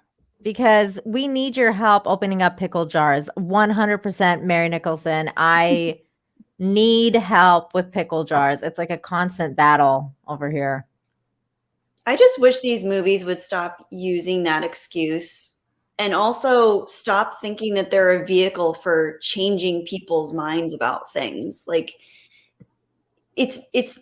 I just wish movies would go back to being either entertaining or moving instead of just trying to use themselves as a vehicle for altering people's viewpoints on issues that should happen organically, not through a Black Widow movie, not through a Marvel film, not through Star Wars. Like, it's to uplift people and to have diversity and to have all of these things and to have powerful messages about the human condition. But if you're using your film to put people in their place, I don't think that's effective. That's not effective. That's not entertaining. It's not informative, and it's going to ostracize your audience. It's not going to change. A guy isn't going to go into the theater and suddenly think, wow, my misogyny was totally wiped away from watching this. Like, that's not how it works. Well, it's just, I agree with you 100%, Kelly. I mean, movies that preach are like, if you want people to do the exact opposite of what you're telling them to do, like, again, don't be preachy. It's a bad idea. Yeah. It doesn't work in bad Christian movies. It's not going to work in anything. It only works for people that already believe the message. For sure. They'll champion it. Exactly. They champion it. Exactly. And 200 Watt Studios for $2 says, I don't mind being under a woman once in a while. That's fair. That's fair. But yeah, did you hear that ScarJo came out and said, I think it was like last week or maybe it was the week before, that she felt like she was being sexualized in Iron Man 2. Well, you were. Yeah. I mean, I don't know. It was like anybody that watches that movie, I think it's pretty clear that she was. But that's a sexual character, thing. though. Like, but that's a sexual character, though. Black Widow is a sexual character. Let's talk about Chris Hemsworth. Do you think Chris Hemsworth is going to be like, come out, like, I feel like I was sexualized with my shirt off. I feel like I was totally taken advantage of. Like, no, yeah, you were. I mean, it's like, it's obvious he's being sexualized. She's good-looking people on screen. They ought to know they're being sexualized, and that's part of the job. Henry Cavill's very sexualized. Yes, this is. I don't know. Did she just wake up one day and realize that? Well, she does. The thing is, too, she's no stranger to being sexualized. I know, and she's had a lot of movies. Yeah, so I don't understand if it is a criticism. If she's just claiming or saying, "Yeah, I was," like, okay, it's one thing. But if she's all of a sudden feeling offended or being used at this point by this, it's like, yeah, nah. What do you think, Kelly? Sorry. What do you think about her being like, I feel like I was sexualized in Iron Man 2, and I don't know, that's not cool for her now. She's like, I mean, maybe she's, I don't know. I agree with John. I think it's obvious if you're an attractive person and you're on the silver screen or any screen or just in real life, obviously people who are attracted to you are going to view you in a certain way. And that's kind of just part of, it's biological. It's cultural. It's being reinforced societally over, thousands upon thousands of years. But at the same time, I like, maybe her personal narrative is shifting and she doesn't want to, if she doesn't want to explore roles like that anymore for herself, that's her choice. If she doesn't want to be in roles like that, if she wants to be in more roles like Marriage Story, where she's taking herself more seriously as an actress, like I don't mean that in a condescending tone. I just mean that in like, if she wants to explore roles that are a little bit less heavy on the objectification visually of as a female, that's fine. And I understand that and I can get behind that. But at the same time, these are comic book characters that we're talking about. Black Widow is notoriously known to use her feminine wiles and her in a way that is, yes, of course it is it's visually objectifying. It's sensual and it's like a femme fatale. So in the femme fatale style, you have a woman that knows what she's doing in order to get what she wants. And she was also a badass and she also kicked ass and she was an awesome character. And you can't really separate those things. It's kind of like very Catwoman-esque. That's part of the nature of the character. So I understand what she's saying, but I also think maybe this isn't the movie to use to all of a sudden change your narrative with, and then blame a huge part of your audience for not receiving it appropriately according to your, I don't know. And I you know what? I 100% agree with you, Kelly, especially because she was coming out and saying that basically as the years have gone on, and now that she's a mom, and how, you know, she's had to look back on her career, that she would have probably made some different choices, and now doesn't think that, you know, those kind of things is as like, basically maybe she wouldn't make the same choices now, and that's understandable, because that's totally fair. Yeah, You know, because, if she feels that way. Yeah, because you grow older and you wiser, and you understand that, like, you know, certain things are not good for kids, and, like, you know, you become a more wholesome person as a parent, right? And that's totally fair. But at the same time, to shit on your original movie and your own, like, you know, that character specifically, because Black Widow, as you say, is a femme fatale, and her portrayal of it was actually very well done. Wow. So, you know, those things you can't really, like, it's weird. It's like a little bit hypocritical. It just comes across as, right? But now, I don't know. I mean, I get it though. And I did see Marriage Story. Did you see Marriage Story, Jedi Bunny? What is it? Did you see the Marriage Story, the one that you were talking? Yeah, I did. Yeah, and I thought she did a good job. I think she has some solid props. There's also a film called Under the Skin that she does a great job in, which is kind of actually ironically using the same objectification in a very similar way, but in a much more I don't know, a much more dark and measured tone. It's like it's kind of like a horror, surreal horror film. That's the one that she did nudes in. Yes, quite a bit. Yeah. Yeah. I guess the scenes where she's trying to get the guys, like some of those were filmed without them knowing it was a movie. What? Yeah. And then really? I think they had to sign off on it afterwards. What? Yeah, I read that. The one in Under the Skin? Yeah, where she's approaching guys. That's crazy. Like in that van or whatever. Yeah. I've never seen that movie. I'm gonna have to watch this movie now. That's crazy. I watched it I started watching it a couple years ago, and it was really freaking me out. It made me really uncomfortable. So I want to rewatch it now, knowing that. That's really interesting. Yeah, it's a pretty good, like, it's definitely worth watching.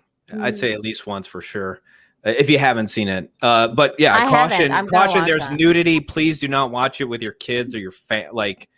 We recommended a show one time, and I had somebody let me know. Yeah, I was watching it with my son, and like the first scene.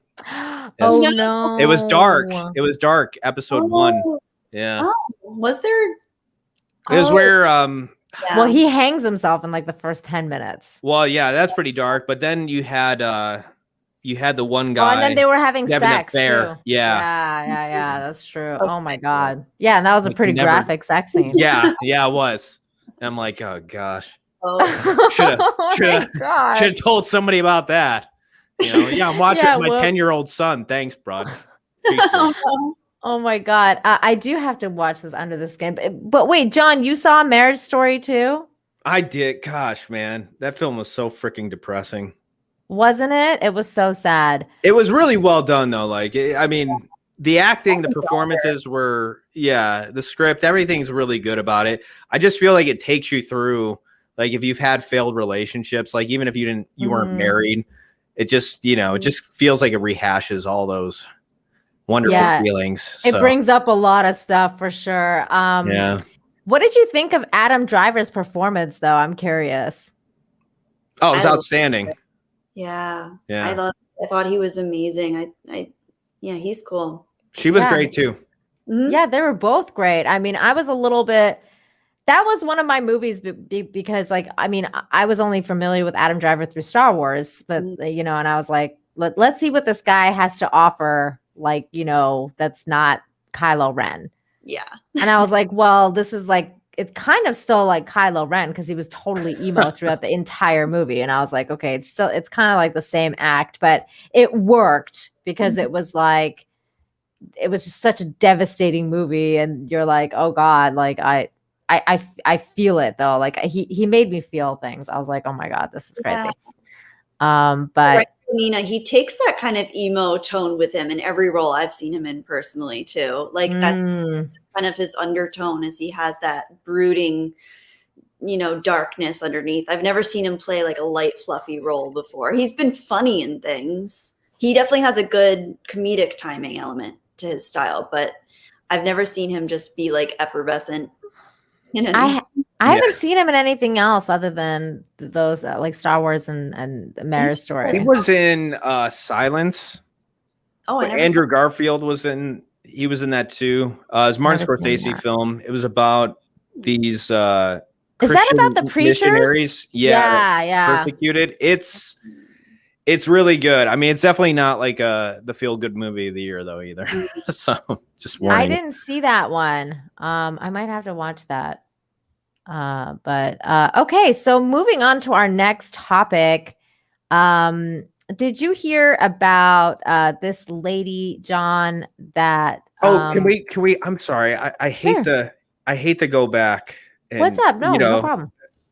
Halt this transition here, but I was looking for this tweet. Let me see. Is not that this one here. So I was watching, when was this? Oh my gosh, this was like over a year ago.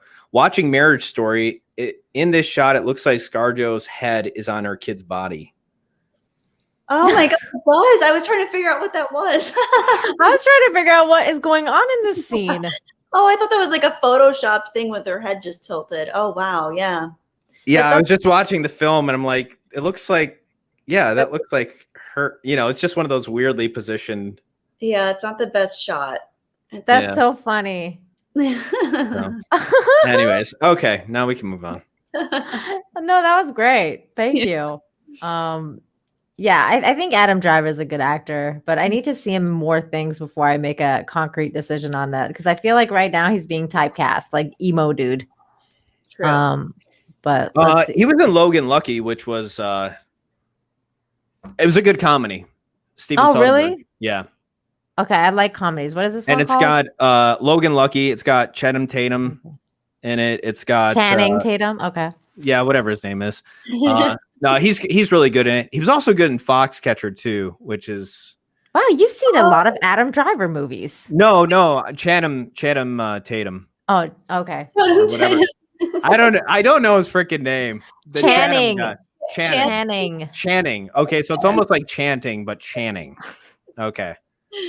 I'll get it someday when I care enough. But no, he's really good though. He's really good in he was good in Logan Lucky and also the movie I just brought up, which I'm forgetting the name. Foxcatcher. Yeah. All I can hear is Channing. I never saw the Foxcatcher movie, but I saw the documentary about the man that started the wrestling group on his estate. Okay. Oh my God. That's a crazy documentary. I really recommend it to anyone that's interested in that kind of thing. What is that one called? I don't remember what the documentary was called, but it's about the Foxcatcher guy that he was born into tremendous wealth and he owned this huge estate and he got DuPont. He was in the DuPont family. Yes, he was a DuPont. Yes. Oh my gosh. It's an excellent documentary and heartbreaking too. Really worth a watch. Yeah. Oh, of course, Steve Carell is in that film. Foxcatcher. And Mark Ruffalo's, not a big Mark Ruffalo fan, but he's really freaking good in the film too. Great performances. Again, very not a feel-good movie of the year though either. Yeah. Man, I freaking hate Mark Ruffalo, but okay, I'll have to check this guy out or this movie out. Steve Carell is insane. Like he's absolutely one of his best performances. Well, he got nominated for an Oscar. He plays DuPont. He plays DuPont. Yeah. I forget the first name.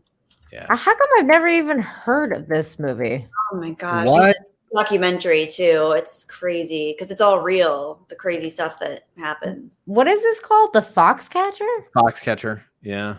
Or maybe it's the Foxcatcher. Let's see. It's called Foxcatcher. I've never seen this movie ever. Yeah, 2014. Gosh. Like 6 or 7 years ago. That's insane. It'll make you feel old. I feel old just thinking about this. But apparently this is the movie, and I've never even heard of this movie before until right now. Carell was so in the role that apparently Channing, he never got to meet the real Steve Carell. Wow. Yeah. Wow, really? Which made it really weird too. That's so straight. Wow, he looks like the guy. Wow. Yeah, he's definitely got a prosthetic. Oh yeah, for sure. That's funny. Okay, going on the list. Okay. Enjoy. It's pretty sad. Oh my god. When I have the mental, like, you know, when I'm ready mentally, I'll delve into that. Yeah. Be in a solid mental state. Definitely. Emotionally regulated, you know, at your best. So this lady here, she was causing all sorts of ruckus. Her name is Gwen Berry. Olympian Gwen Berry insists national anthem is disrespectful to Black Americans. She decided to kind of like sit it out. Well, not sit it out. Stand sideways. Olympic athlete Gwen Berry, who on Saturday turned away from the U.S. flag during the national anthem, doubled down on her controversial post on Monday, insisting the anthem is disrespectful to Black Americans. She says this. This is what she says. I'm going to play it, except I don't know if I shared audio, so just give me one moment here. This is what she had to say. Of course, the Olympian hammer thrower who was third, who turned her back on the national anthem on the podium to protest the song. And this is the reason why she is protesting the national anthem. Listen to this. Just want to ask, what is it about the national anthem or that whole scenario that made you feel so uncomfortable? Why didn't you want to, acknowledge that part? History. If you know your history, you know the full song of the national anthem. The third paragraph speaks to slaves in America, our blood being slain and pilchered all over the floor. It's disrespectful, and it does not speak for Black Americans. It's obvious. There's no question. Now, you were quoted as saying that you didn't want to do that because the anthem did not represent you. So now, we have to ask, what is your response to people that are sort of demonizing or choosing to take what you did in a negative light? What do you say to the folks that now say, why be on Team USA if you don't want to represent the flag? I never said that I didn't want to go to the Olympic Games. That's why I competed and got third and made the team. I never said that I hated the country. Never said that. All I said was I respect my people enough to not stand or acknowledge something that disrespects them. I love my people, point blank, period. And he was with our BNC Jimmy Marlowe. And here's what... We all are. So this lady, basically, this is what she did. And then today, before the show, actually, I saw the video that Black and White Sports, John from Black and White Sports did on this, John Matrix. Shout out to them. And he brought up the fact that this photo has been, dug up from the internet, because you know how the internet things they always, nothing goes away. And this is basically kind of, I think, from when she was accepted into the Olympic team around her 2016, situation. So pre-2016, pre-Trump era, she was a normal,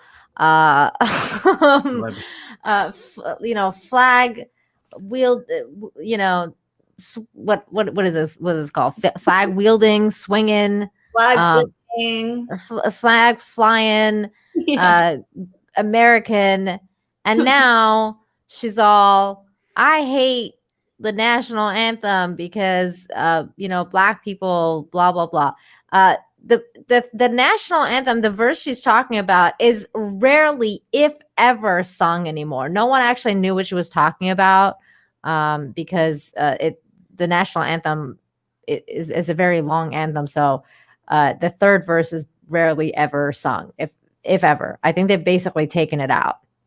But yeah, she made a big deal out of that. So now the internet went crazy and found this picture of her, and which I thought was funny. What do you guys think of this? What do you think, Kelly?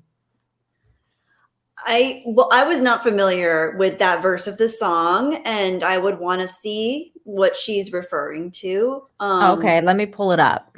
Yeah, just because I mean, and that's the other thing, like you said, Nina, if that's been taken out or redacted or nobody sings that part, that's different. I mean, you're on the team for your nation, for the United States. You're in the Olympics supporting and representing our country. That is our national anthem. Every country plays their anthem when they win. And I think what she did, she thought the anthem was being disrespectful. I found what she did to be very disrespectful, and just, it seems to me that she knew that was going to happen. So it was obviously a plan. Okay, let's see these lyrics, because this is the one that she had a problem with. Their blood was washed out, their foul footsteps, pollution. No refuge could save their hireling and slave from the terror of flight or gloom of the grave.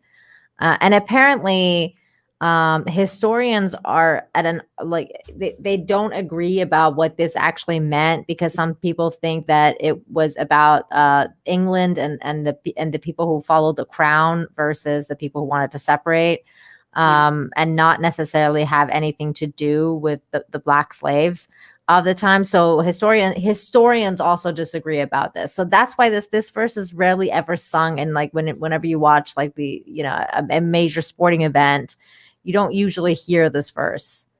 Right.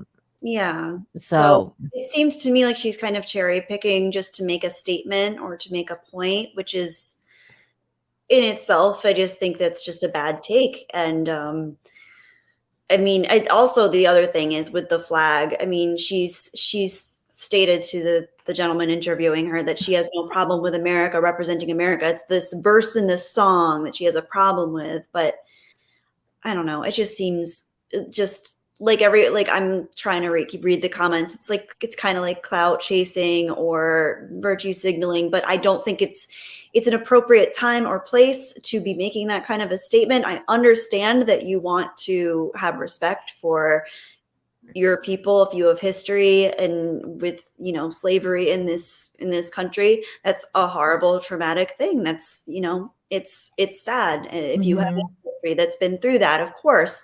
But at the same time, this doesn't seem like a legitimate time or place or even a good reason to really be enacting that kind of statement at this time. Well, and also in the Olympics, like it's actually illegal to illegal to the Olympics to make a political statement. Wow. Because they want people to compete without their political biases. And that's why the Olympic Committee has always been very upfront about how no act of activism is welcome in the Olympics. It never has been. That's why since World War II, Hitler and people were in the Olympic Games and didn't do any sort of activism, because that's what it was about. It was about the Olympic sports and about countries putting their best against the other country and having it be just about the sport and not about the political statements. Really, and I think that's like that should be wonderful. Like that should be a beautiful thing. So that's really frustrating. And it's like I would like to keep some things just not having to be leached with these kinds of statements and opportunists, but it's frustrating. Mm-hmm. What about you, John? What do you think? I don't think that this helps or does anything for anybody. I think at the end of the day, again, I think we can all agree. I think I'm willing. I think it's a safe bet that everybody would agree that slavery and everything that happened in our country, quite some time ago. Well, even some of the things that happened, let's say in the 60s, I think we can all agree that, it was terrible. This stuff should have never happened in the first place. But I also think that ultimately, if you really want to do the best thing for, your people, right? It's like, I think, again, it's not this forgetting or dismissing the things that had happened, but I think at some point we also have to look forward and to move on, in the vision of what America should be, right? And so by continually perpetuating and dredging up the past, I think even just in somebody's life personally, when you bring the past, especially trauma, and in this case, not even something that necessarily happened to her per se, but again, if we want to even just bring it on a personal level, nobody benefits from continually bringing up past trauma into the present, because now you're just tainting the present with it. You're perpetuating sorrow. Like it's just, it's not going to help anyone. And so by doing that, it's like you can't, if we're going to be able to move forward into, true equality, right? And that's what we all want. I think 99.9% of people, agree with that vision of America. We want that. But if we don't, like, again, part of it is, is moving on. And some of the things that she's saying to me, it just doesn't necessarily, like Kelly said, I don't think that, especially in this context, is not really, it's just not beneficial or helpful for anybody. It just feels like she's making this more about her. It's hollow. She wants it's a hollow her gesture. Yeah, she wants her Kaepernick moment. That's exactly what it is, John. I think she wants her Kaepernick moment, and she has now been offered apparently new sponsorships by Puma and several other woke brands, because that's what sells now, is like this weird woke ideology. And no one knew who she was. No one knew who this girl was a week ago. Okay. So what she's come out and done is marketed herself to a woke athletic market, and now is getting bank. Like basically that's what's going on. She doesn't actually care about the suffering of Black people, especially poor Black people. I don't think she actually cares about it. I think she's just saying she cares about it so she can get woke points and make more money. That's what I think. I mean, growing up in the 80s, I don't know, this country felt, race just was not a thing. Like I felt like it just wasn't. And now, I mean, it does feel like a different climate, and it's because the media, perpetuating a lot of stuff. And this is not, it's certainly not unifying this country. It's dividing this country, and it's just not helpful. And I don't know. Growing up in the 80s, and the 90s too, it just felt like a different time, and people were proud to be American. Actually, they took pride in it, whether they're Black or white or whoever. It wasn't like this shameful thing. And I don't know. It's just a different vibe today. Hell, I wanted to be American when I was in Iran. But I'm Canadian. And I love being Canadian. At the time, like I remember, I mean, I can't really speak to the same level because I was just a kid in the 90s, but it felt like things were more cohesive and moving forward. Even if people had different political views, they could still have a constructive conversation. They could still disagree politely with one another, respectfully with one another. And it did feel like there was more equality. There was more representation. Things were moving forward. Things were progressing. Of course, there were still, bad things happening. People were aware of, past history that wasn't healthy for any individual or for any group of people. But we were making changes moving forward. It seemed like we were on this trajectory.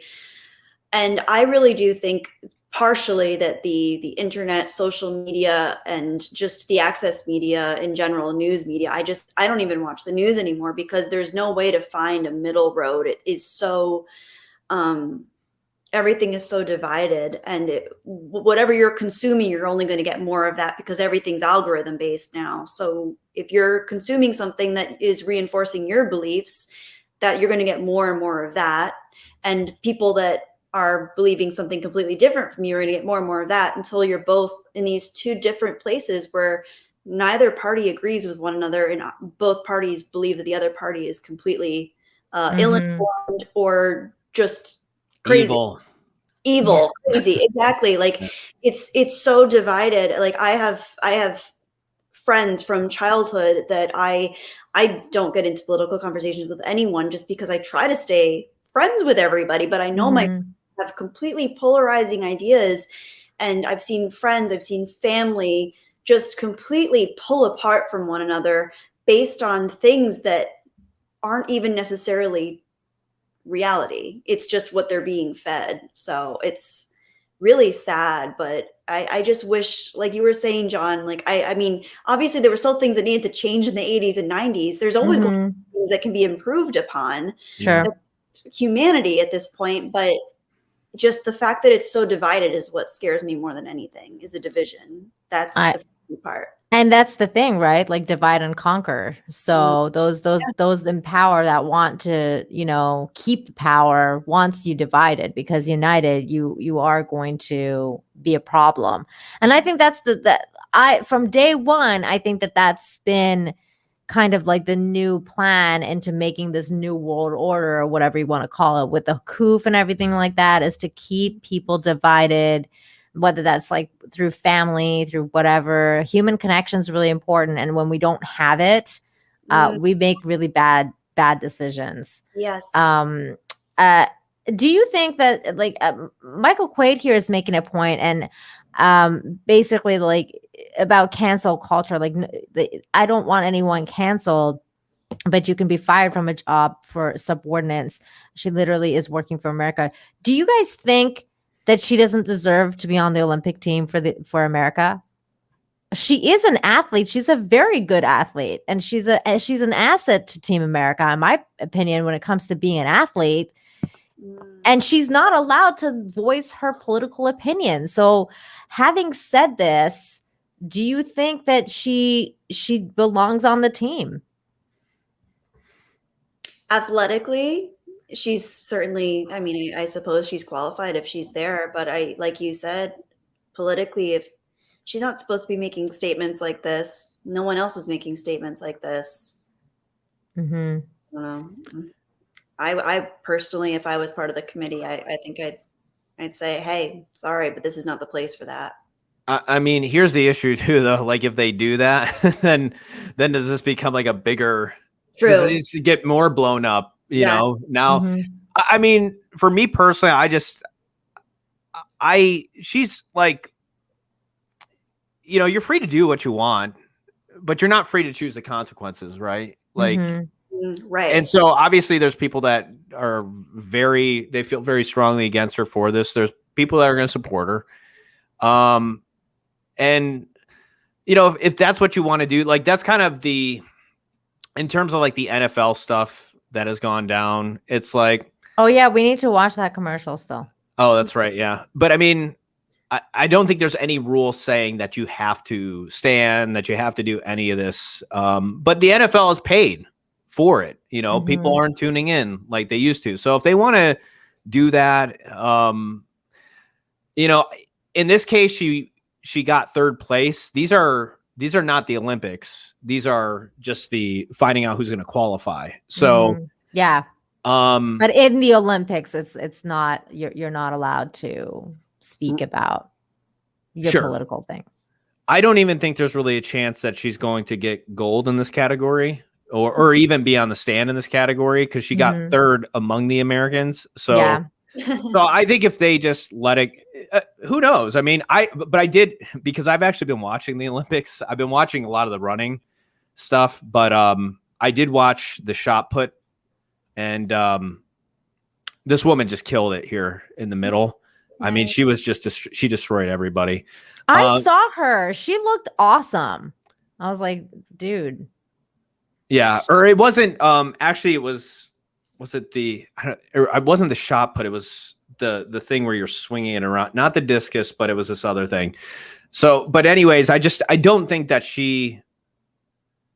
this woman has a chance at winning. You know, so I don't think that that will even occur or be an issue. So I don't know. I think they'll just let it go, and it's not going to be. So do you think like she doesn't basically like she shouldn't go? Look, if she qualified, if she, I'm just not a big fan of cancel culture regardless. So it's like, look, if you earned it, despite whatever your political views are, I don't know what the committee things are when it comes to the Olympics, but whatever, if you were the third best, you deserve to be there. Mm-hmm. Period. In my opinion. That's a good opinion. One last thing about her, and Kelly, I'm going to direct this to you because you're Jedi Bunny. What's up with her lipstick? Do you think she's like ripping off Queen Amidala? Like, what's going on here? Yeah, that's a bold choice. I just feel like the entire situation, well, especially the lipstick, I feel like she's totally ripping off Queen Amidala. I mean, I guess someone would argue that Queen Amidala's makeup was inspired by geisha makeup, right? That's true. So that's true. Maybe she's just. So you think she's trying to rip off Japanese hookers? Oh, okay. Perfect. Yeah. Gotcha. Well, it seems clear from this, like she wants to stand out, right? Right. When you do that. Yeah. Yeah. And I think with this move that she did, she wants to stand out, Mm-hmm. It's all about look at those lashes too. I don't know how this girl's like doing this and competing at such a high level, because whenever I'm doing like high level sports, which is never now, basically never, I would never put on like this much makeup, because like you sweat and like there's just so much. I don't know. Wow. Do you wear a lot of makeup when you play sports, Kelly? No, not at all. If I'm going to be sweating, I don't want any makeup at all. That's what I'm saying. It's like really weird that she's got this much makeup on. Mm-hmm. I mean, like the fake lashes and everything. I mean, I'm being totally judgmental and girly. I understand. Sha'Carri Richards, she kicked ass in the 100 meters.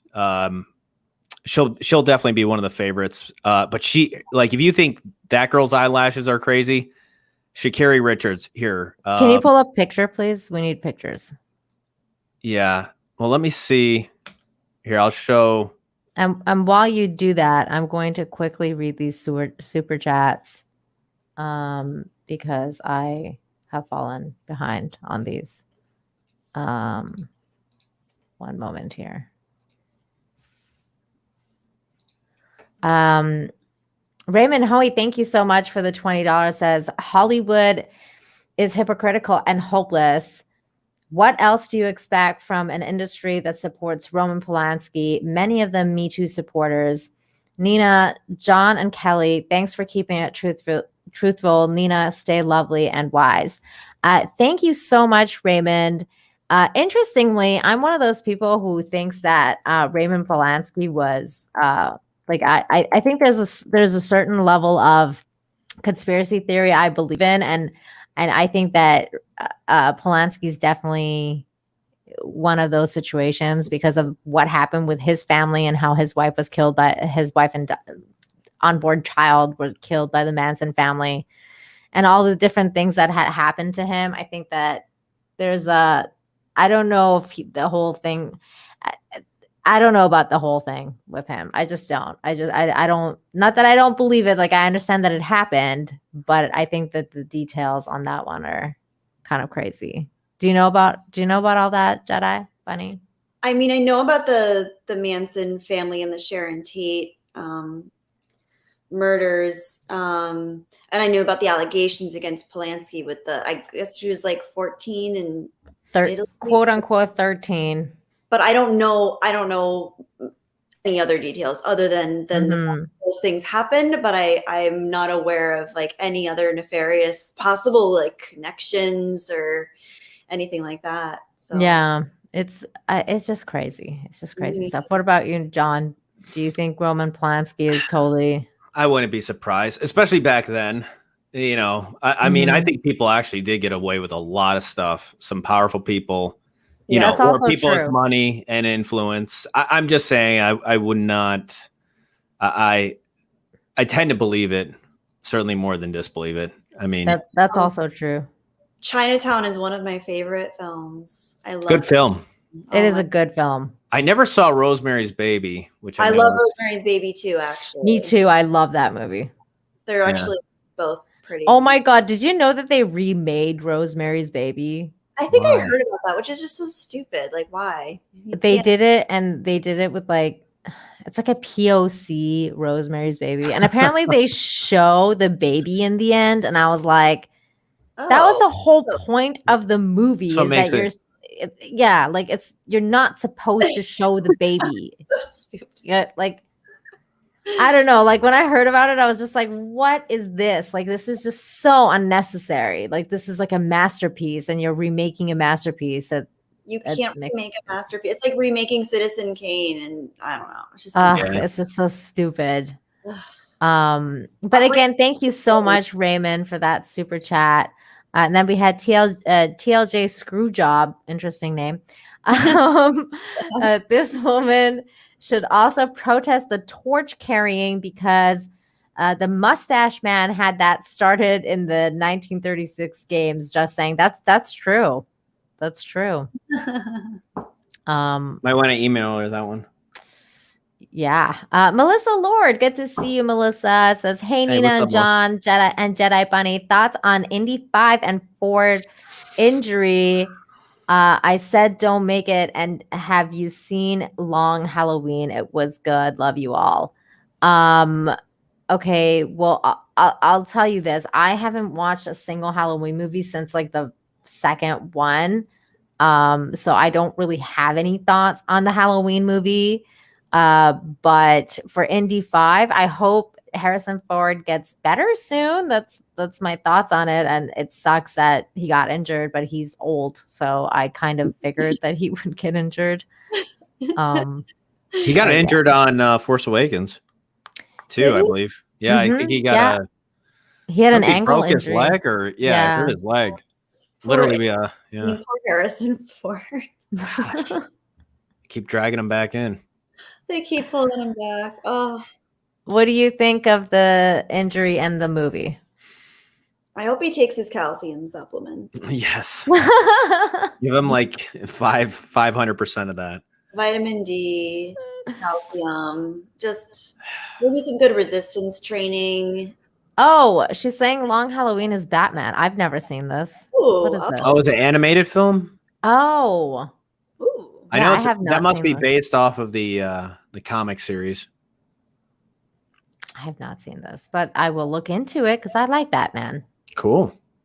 I thought you were talking about the Halloween movie because I know there's a new one coming out and they're supposed to unmask Michael Myers, and I was like, I don't really care. But okay. Why? Why you want to unmask him? It's the mystery that makes him the best. Like I don't know. Yeah. This will probably be considered a cinema sin, but I have not seen Halloween. Wow. Yeah. That's kind of impressive at this point. I know. You know, that's got to be not quite on par with Die Hard. Not seeing Die Hard, but you haven't seen Die Hard? No, I've seen it. Okay. But I've gotten a lot of flack for that. That was like me when I first met John. You haven't seen Die Hard? Yeah. It's like literally everybody. That was like one of the things we were like trying to make him do for so long, and then he finally did, and he was like, it's okay. Well, I feel like I've said this before. I feel like so many movies have taken from Die Hard. Yeah. That even if you haven't seen Die Hard, you've seen it in some. It's true. So many other movies kind of rip it off. So in some form. Yeah. And then we had David A for $2. Thank you so much. Isn't she putting her teammates down with that? She is. She's putting her entire country down with that. Her team, her friends, like, you know, it's just, I don't know. I think she's just, I don't know. I feel like she's like a definition of a sellout, though. It's like, oh, I'm just going to sell out to Big Corpo because of this message that I barely believe in. I mean, to some extent, I'm not saying I agree with her, but she's trying to get hers. You know, she's trying to get she's trying to maximize out of this opportunity the most she can for herself. Exactly. And can anyone really blame that? I mean, hate the what is that? Hate the game, not the player, or whatever. Yeah, I mean, I guess what I'm saying is like, I don't think it's genuine, but this is a strategy. And to some extent, you know, it's working for her. She's getting these endorsement she's already deals. getting endorsements. Well, Yeah. Here's the thing. All right. When it comes to like, if you're branding or marketing, because I've read enough on the subject and the topic, but I mean, I've always been a big believer of this too. It's not so much like how good you are, but how do you stand out? Because there's a lot of good out there. How do you differentiate yourself from the group? Well, she did it, 3rd place, but she got all the attention. Exactly. You know, I mean, that's true. So from that aspect, you know, I look at it like, well, she knows what, you know, I think her and her team or the people around her, she knows what she's doing. You know, I think this is, you know, she's trying to get as much as she can out of it. I agree with you. And then we had Gek 812. Nah, kick her out. Let someone who wants to represent be there. It'll be a bigger shitstorm. You know, if you think this is big now, you kick her out, you create, you talk about outrage, talk about building her, like you will only build her brand bigger and stronger, her personal She'll get brand. more support from all these brands, like you were saying, all the sponsorships. She'll be lifted into the sky by all the sponsorships and brands she would get. She seems to be really good at playing the victim card. So if they do that, she's gonna play the victim card even more. Like, look what they did to me over me trying to make a statement about my whatever political thing I believe in, right? Like, insert political belief here. Well, look when nobody hired Kaepernick. You know, then it becomes this thing of like, even though he is one of like at one time, he was a really good QB, but at that time he was one of the lowest ranking QBs and people didn't want the baggage that was going to come along with that. So, you know, but that even makes him more of a martyr. See, he's being persecuted for his beliefs when, well, maybe they just didn't want him because they don't feel like he's really going to benefit the team or really bring anything to it. I mean, his team was terrible the previous year, the San Francisco 49ers. They had a horrible season, you know, and he was not putting up any impressive numbers, that's for sure. So it's like, but again, it's one of those things where if you do that, if you kick her off, you know, the team, it's just going to blow this thing. I agree. You know, she'll become, she's going to be the story as opposed to like, yeah, I mean, she already is. So that's the thing where I think a lot of times, you know, like people, I think our natural reaction is to think in terms of like short term, like this is what, boom, we need to do this, or Trump needs to call martial law, you know, but it's like, again, think about the long-term ramifications of some of these decisions. And that's where you just have to think, like down the line, like, is it even really worth it? Yeah. Very good points. And then David A wants to know, for $2, do you think Black privilege is a real thing? I think privilege in general is a real thing. So I think privilege for everybody is a real thing. So I don't really think it has anything to do with the color of your skin. You know, some people are just born in privilege and some people are not.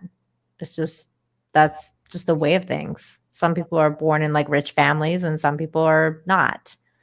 I don't know. What about you guys? Do you think Black privilege is a thing? I think it's contextual. So depending on what, it's tricky because depending on what what the subject is, if you're seen as more qualified based on something. So if, for example, if you're being cast in a film that's by a Jordan Peele and he wants to elevate people of color to the main roles of the film, then I guess that would be considered being privileged to be cast in his film if you happen to be a person of color. I don't know. Is that a correct definition? I'm not even sure anymore. No, I mean, I think it depends. If you're born, there was a time where it was, or there are still countries where it's seen as if a woman has more weight on her body, she's seen as more attractive. She's seen as having, in a certain way, more visual attractiveness, more health. So maybe that's privilege. Whereas in another place or another time, it wouldn't be considered privileged. So it's so contextual and it's so ever changing, I suppose. So what was privileged, in the 1800s is now considered kind of a moot point. So right. And that's a very good point. What about you, John? Do you think Black privilege is a real thing? I mean, like Kelly said, I think when it comes to skin color, I don't think that there's like a certain, like you said, Nina, too, as well. I mean, on the one hand, it's complex, like Kelly is saying here, it's contextual. And on the other hand, what you're saying is like, there's rich Black people and there's poor Black people, there's rich white people, there's poor white people. So I don't think it's just a matter of, and that's across the board for any race, right?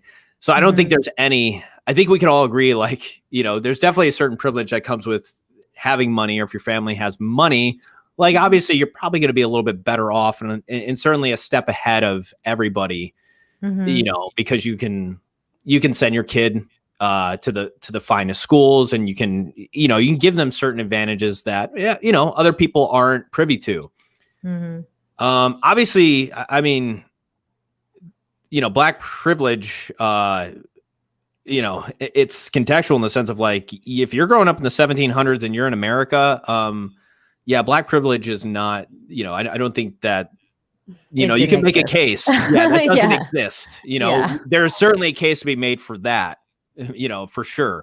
And you can make a case for white privilege in that context, I mean, sure. Now again, did certain white people have it like, great? No, but I think we can all agree that slavery, like nobody wants to be a slave. Slavery is bad. Yeah. we can all agree. Yeah. Now in this case, what somebody is doing here, the way I see it to some extent is like, you can leverage, for her, it's like she can leverage the suffering of, not necessarily the suffering that she went through, but she can actually leverage the suffering of people that have came before her, and to some extent use it for her own benefit. Like if you want to just, I guess, look at this, that's what she's doing. Yeah, in that light, she's taking, that's where this moment is, or this is how people are seeing things at this moment. So it's like, again, what can I do to benefit myself the most? I mean, I don't want to say like that's exactly what she's doing, because I'm not necessarily in her headspace, and I don't know. But I was saying, like, I'm saying, if I'm thinking about this in a sort of chess playing way of like, how can I get ahead the most? Like, she's doing exactly what, if you want to capitalize off the situation as much as possible, especially being in third place, this is how you do it. This is definitely how you do it. And, so, just seeing that photo where she probably had the American flag and it's like, perhaps in that day, that's the best thing you could do. That was before Trump became president. Yeah. She didn't have TDS then. And also London Fog 66 for $2 says third place. What a loser. Yeah. I mean, definitely no, in this era, again, I mean, this could be considered the move you want to make if you want to, make the biggest splash. And, again, does she feel that strongly about this, what she is saying? Has she, really adopted these woke ideas and principles? I don't know, maybe she has. I mean, that's the other possibility, is maybe she's coming from a genuine place of having, maybe she just recently started educating herself on some factors, and this felt like a genuine cause or a genuine pull to her. I still don't think it was the right time or place. Yeah, she could have used her position, if she has Twitter, tweet something out about what you're learning about, but don't use the Olympics and your platform as an Olympic athlete to make a statement. It just seems the absolute worst choice. But then again, like you guys are saying, it's for her. If it's a marketing technique, then it's absolutely the best choice. But who's to say whether she's coming from a genuine place? Because like you said, John, we can't be in her headspace. So it could be a genuine ploy for her, albeit just I think it's really tacky. A really tacky one, yeah. Exactly. But maybe in her mind, she thinks she's really rising to the cause. I don't know. She's opening up a conversation. That's what she's doing. Dialogue. She's opening dialogue. Yeah. John, what's going on with this girl's nails? Okay, so this is Sha'Carri Richardson. She's pretty freaking amazing in terms of sprinting. But yeah, she does it all. I mean, she's got the lashes, she's got the nails. Holy cow. Yeah, but if you want to see, let me see if you want to see how fast she is. Yeah, let's see her run. Let's see the skills. I think she's in college, and she kicks everybody's ass. Wow. All right. I mean, I guess like those nails aren't really going to hinder you when you run. In fact, in running, it'll actually be really good because she could just reach out and then her nail will win the thing for her because, no, it's actually your chest. Is it true? Yeah. Like she can't really go like this. And then it's like, oh, you won because of your nail. Aww. Yeah, no. Oh. That's why they do this. Like if it's a close race, especially they put out their chest. Yeah. So, okay. I mean, somebody could make a case. So if you have big boobs. Breast, yeah. Right. However, that could be a hindrance though, too, to carry that weight up there as well. That's true. Yeah. So good point, John. Good point. Yeah. But I'm rooting for her. I'd like to see her take gold. But yeah, here's Sha'Carri Richardson. This is because it's funny. I've gotten into sprinting and now like I'm totally into watching all of the Olympic stuff. Whereas before it's like I could have cared less. It's one of those You're things. like into track now. That's funny. I know it's bizarre. And here's the star of the show, Sha'Carri Richardson, the 26-year-old national champion. She's like she's got Starfire's hair too. That I like her. It's Sha'Carri Richardson. Sha'Carri is going to count. She ran. Who's going to Tokyo? We're about to find out. Women's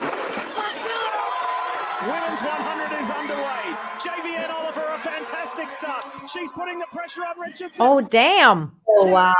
Look how fast she is. Holy. Yeah. She didn't even get off. She didn't get off to a good start either. No, she didn't. When you watch this, she came from behind. Weakness. Yeah, that's her weakness is she doesn't start strong, but look like the ground that she covers is it's pretty impressive. Richardson, here comes Sha'Carri. Damn. Yeah, because usually like the third part of your 100 meters, like you start slowing down, and in this case, she just got faster. That's amazing. Do you want to pull up that NFL commercial too? Because I feel like we should watch that still. Oh, yeah. But before that, I just like to state once again, Kelly, that I'm so happy that you're here and hanging out with us. And if you have to go at any point, just please let me know because I sometimes happen to, get a little excited. I'm having so much fun. I'm a little hungry, but I'm gonna wait till we're done because I'm having too much fun. I'm so happy to be here with you guys. Oh, if you want to grab a snack, feel go free. grab something. Yeah. I don't have anything. I would be eating like peanuts, and they're so crunchy, and it's okay. I'll wait. I can hold it. My stomach isn't grumbling yet. Okay. I'm gonna have a dinner. Nobody's gonna mind though if you do. Yeah, we really don't mind at all. This was funny though. I was like, what? So this town in France, Toulouse, which is a really lovely town. I've been there. It's a beautiful place. Slams cancel culture and shoots down French feminists' request to ban exhibition of a 70s porno chic photographer. And I thought his name is Guy Bourdin. And I thought this was hilarious. So in the southern French city of Toulouse, has refused to cancel an exhibition of a famed 1970s provocateur fashion photographer that feminist groups say glorifies violence against women. Feminist groups protested outside the Poster Museum of Toulouse on Wednesday. They demanded that the exhibition of the works of the French fashion and commercial photographer Guy Bourdin be shut down. The women held place cards with the words "I'm not just a leg," and please have more imagination for our erotic dreams. These are the feminists here, all like 6 of them. The city hall prefers the culture rape of female artists. The Midi Pyrenees Collective for the Rights of Women wrote on social media. The Occitate Toulouse chapter of the women's rights organization movement HF rallied against what it was said tolerating, justifying, and excusing gender and sexual violence. It's unacceptable everywhere and all times, the group said. Bourdin, who died in 1991, became famous in the 1970s for works that feature stylized images of women in provocative poses and other risque themes. His photography was described in the media and the books as a porno chic. So this is like one of his photos. I really don't think this is that bad. I like the Travolta picture. Is that Travolta? Oh my God. Yes, it is. It's hilarious. There's another one here. And the Toulouse mayor Jean-Luc Moudin refused to close down the exhibit. However, we don't accept cancel culture. We don't throw away David's paintings of Napoleonic battles or the books of Socrates, the city hall official wrote in an email to France Bleu Radio. The statement quoted Pierre Espel. I can't read any of these people's names. The deputy mayor in charge of the museums, condemning the violence against women, but saying that Bourdin's photos were products of their time, which I don't even think that are that bad. I mean, what's wrong with these photos? Yeah, these photos are, I mean, gosh, compared to they're pretty tame. Yeah, I don't know. Only like 2 photos. Like maybe when he shot them at the time, they were more controversial, but I think we've certainly seen racier photos. Yeah, definitely. I mean, this one's like fully clothed, pretty much. Yeah, I mean, the other one too. I mean, it's not clothed, but like there's covering like everywhere. You can't see anything. Yeah. I'm sure there's probably photos that maybe aren't that are more. Let's see. Let's go to his Instagram. Yeah. Let's see here. I'm hard pressed to see any like sexual violence that they're purporting. Then Nina goes to his Instagram. There's like so like demonetized. Yeah. I should have probably checked this out before I went here, but it's all good. He certainly composes his shots beautifully. I have to say, I mean, I don't know if I would consider this sexual violence. No. Oh, that's kind of cool. Yeah, I don't see any violence there. I think these are stunning, to be honest. As long as, assuming that these models were all consenting adults when the shots were taken, I don't understand. I mean, this could be borderline like like a furry thing. I don't know. Like she likes dolphins or something. Like I don't know what's going on here, but I don't know. He's definitely got a good. But you've got a mirror over here, and you still can't see a vagina. Like I still think that's pretty. These are kind of striking, actually. Like, look at this photo. That's amazing. That's really cool. Yeah. Wow. Here's a racy one. It's like a woman in her bikini. I mean, maybe Instagram, because you can't. I don't know. Can you have nudity in Instagram? Yes. Okay. I'm pretty sure. I'm just like scrolling down just to see, just in case.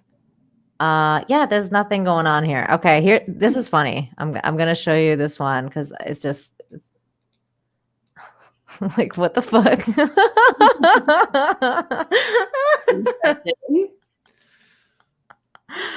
Oh, kitty, so cute. Nova, she woke herself up from a nap. She's like, okay, I'm done. I'm done being on camera. This photo is extremely interesting to me. Very interesting. Yeah, so I don't know. I don't know what the hell these feminists are talking about. Oh, there we go. Some nudities in this one, but it's still not nude because there's no nipples or anything. Yeah. I think so. And there's still no like actual nipples or anything being shown. So yeah. He's definitely got some style, you know. Yeah, I think they're relatively tastefully done. I mean, I don't see anything, maybe a little avant-garde with the shots, but nothing. I don't think there's I think it's really funny that those feminists showed up and they were like, take these photos down. It's like, what? Yeah, six feminists. Oh my god. Oh, that's too funny. Okay. I was expecting them to be a lot more crude, these photos. You know, I was too. It seems unwarranted, but I'm not a feminist, so I don't know. It's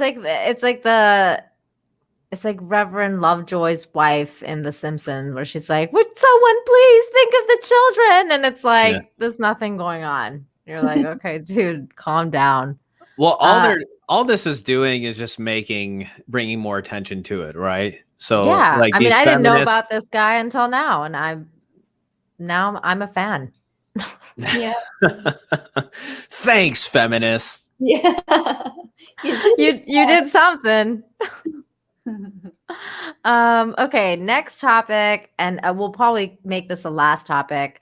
Nevada pageant winner to become the first transgender Miss USA contestant. Let's have a listen to what she has to say. Don't respect hate. I think Maya Angelou once said that hate has created so many problems in this world. But for a while, I've lived in silence, and I've learned to hate myself to the point that I received so much hate that I just prayed that I would never wake up one day. And so she has gotten a lot of hate all her life and decided to become. You're not a woman because you can't give birth. That you don't get periods, which I think that's not what a woman is about. Right. I disagree. I think that's what it's all about. No, I'm kidding. I just like how she's like, oh, I hate.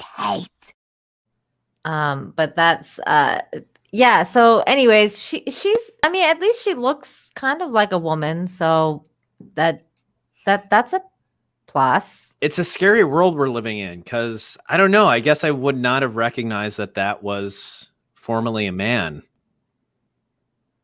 Bang or pass, John? I'll pass. Thank you. What if you didn't know she was a man? I can't go back, Nina. I can't go back knowing what I know now. I mean, gosh, it's a scary world we're living in where that was once a man and could be argued still is, but now I mean, it's like, holy crap, what the hell is going on? What kind of, like sorcery is going on here? Mm-hmm. Sorcery. Like, this is insane. It's kind of crazy. What are your thoughts, Kelly? Do you think that this woman deserves to be in the US of A's? Miss USA. I don't see, that's the thing. I don't really know enough about any of this to really speak to it. I don't know. She looks beautiful. If I saw her, I would think she was beautiful. And you know, obviously without understanding the past, without understanding her past or her biological birth or gender that she was assigned at birth, I wouldn't know. So I don't know. It's Mary Nicholson says, so the prettiest woman Nevada has to offer is that's an insult to women everywhere. Oh, man. In my opinion, that really is. I feel bad for whoever was the who is the runner up? Oh, that's good. Yeah, that's true. Got a good point. You know, this is bullshit. All right. You've got it happening in the world of sports. You got these transgender, you know, athletes dominating these poor women. You know, it's just, they don't deserve it. And in this case, I don't care. I don't care what anybody says. I don't care about beauty pageants either. That's the other thing. It's different than sporting. Because with sporting, there are definitely like different advantages depending on the gender that you are born with. If you have testosterone coursing through your body until you're 18 plus years old, that is going to give you muscular advantages. It's going to give you strength, endurance advantages. But with beauty pageants, I mean, if I was one of the judges, I don't think I would even know. So it's different when it's aesthetically based versus actual competition, like athletic competition and things like that. I don't know. It's like it's getting into a whole other sphere right now. Yeah. E. Clay makes a good point. Most pageant women are fake anyway.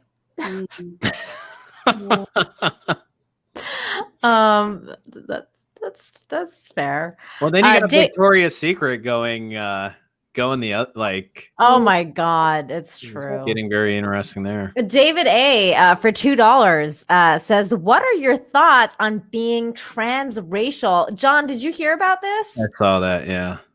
Okay, so what are your thoughts on that whole transracial thing? I don't even care enough to have thoughts on it. I don't. It's like whatever, man. If people want to live like. I don't know. Like if people want to, I suppose people do it every day. People live in their own delusions.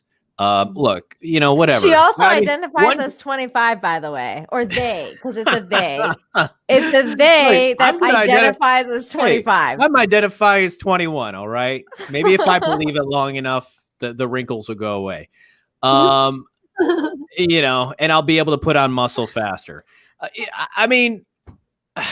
I don't, you know, at this point, whatever, you know, again, do your own thing, but don't, I guess at the end of the day, you know, don't be super offended if you're going against the norm or you're going against the, you know, people are going to take issue with that. Just be ready for it, you know, and that's the thing, like in high school where, you know, people would play the victim or, you know, complain that they're getting picked on when, well, you know, some of your behavior or the clothes you're wearing, you wanted it. Like, just be open and honest about it. I don't know. I guess I'm saying, like, you know, like if people want to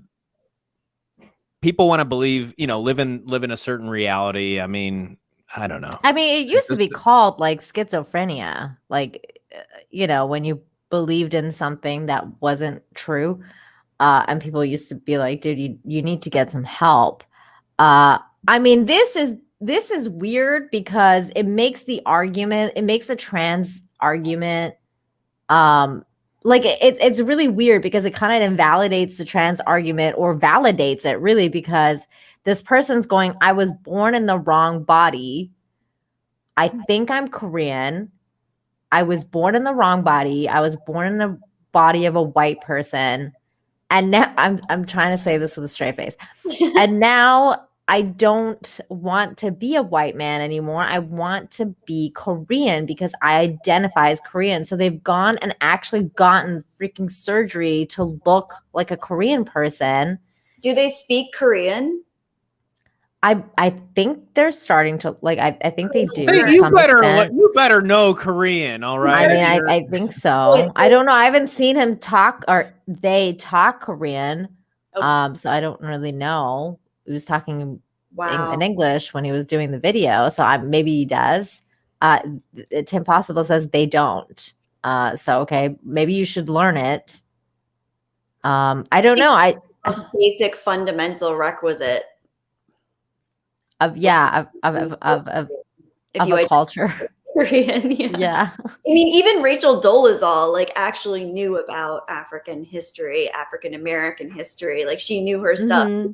Teach courses on it, and she. Okay, so London Fog says he does speak it. Okay, so apparently he does. Hey, I mean, if you think that that's going to be the thing that makes you happy, a lot of people have these ideas like, oh, if I change my gender, or if I do this, I'll be happy. And then they have the, realization that, oh, well, you know what? That didn't make me, I thought that was going to get me to happiness. And it's not going to be like, it's not one thing. Like happiness doesn't happen, it's not a destination. Yeah. It's the journey. And it's like, and I think part of that is just accepting things you can't change and then changing the things that you can. I guess in this case, you can change. Well, hey, if you have enough money, you can change whatever the hell you want. I mean, John, if you really want a vagina, just save up. You can have one. It's all good. I mean, there's plenty of ways to get vagina, and I'm not going that route. Oh, Nina, I swear. I know you miss talking to me. We can't. I feel bad for Jedi Bunny because this. Yeah, I know. I love. Yeah, thanks for taking it there. Appreciate it. Oh my God, I'm so sorry. The last thing. Oh wait, actually not the last thing. I do really want to pull this up because I put it in the description, and he's dead. He died. But that happened. That's all I have to say about this. Really, I have nothing. Not bad. Yeah, he did it. He made it to 88. I really don't have anything to say other than Really, I thought you were a big fan. You know me so well. I had a piece of cake today. That's all I'll say about this. Wow. I wonder what she's gonna do when George Bush kicks it. It's gonna be a whole pie. Right. Same with more like Cheney, actually. Bush was just a yes man. David A, thank you so much for the $5. Says Ollie London is just as Korean, just as much as Caitlyn Jenner is a woman. I think it's ridiculous. Being trans anything is just silly. Hey man, it's the new world. People can be whatever they want to be, apparently. If you have enough money and enough surgery, you can be whatever you want. Honestly, at this point, I don't even care, just as long as they're not hurting anybody. And that's why I care about the sports thing, because they are hurting people. So when they go into like a woman's league and, they give people like concussions and they like, just entirely like beat the shit out of people and stuff like that I have a problem with, because you are hurting people then. But if you're gonna like just I don't really even care anymore. I'm just like, if you're gonna do whatever it is you're gonna do, just do it. I just don't tell me about it. I don't care. Like, please just don't put it in my face. Finally adopted my philosophy. Just don't put it in my face. I don't care. It's the same thing with being straight, to be completely honest with you. Like, if I'm out and about in public and I see like, a girl and a boy, like, just going at it in public, like making out, it makes me uncomfortable. I'm like, dude, get a room. Nobody wants to see that. Like, it's just like I would be feeling uncomfortable if, like, gay people were to do it or trans people were to do it or whatever. I just don't want to see it. Just get out of my face. Get out of my peripheral view, and I'm fine. What about you guys? You think this is ridiculous, or do you have any thoughts on this? I just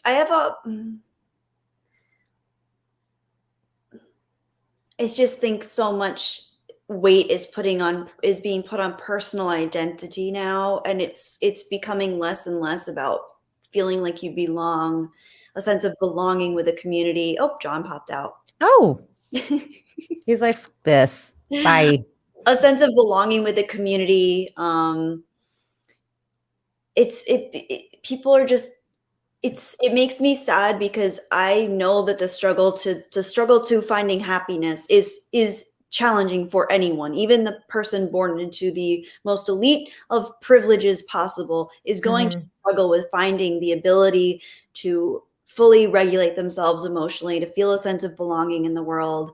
It's a challenge for anyone. So I think when people wrap everything around their identity or their appearance or how they identify, I'm not saying that there isn't validity to someone feeling like they were born in the wrong body. Maybe, like, yeah, that might be really tragic for someone if they truly feel like they were born to be someone completely different. That's tragic. But are there any measures that you can take within your own life, within your internal reality first?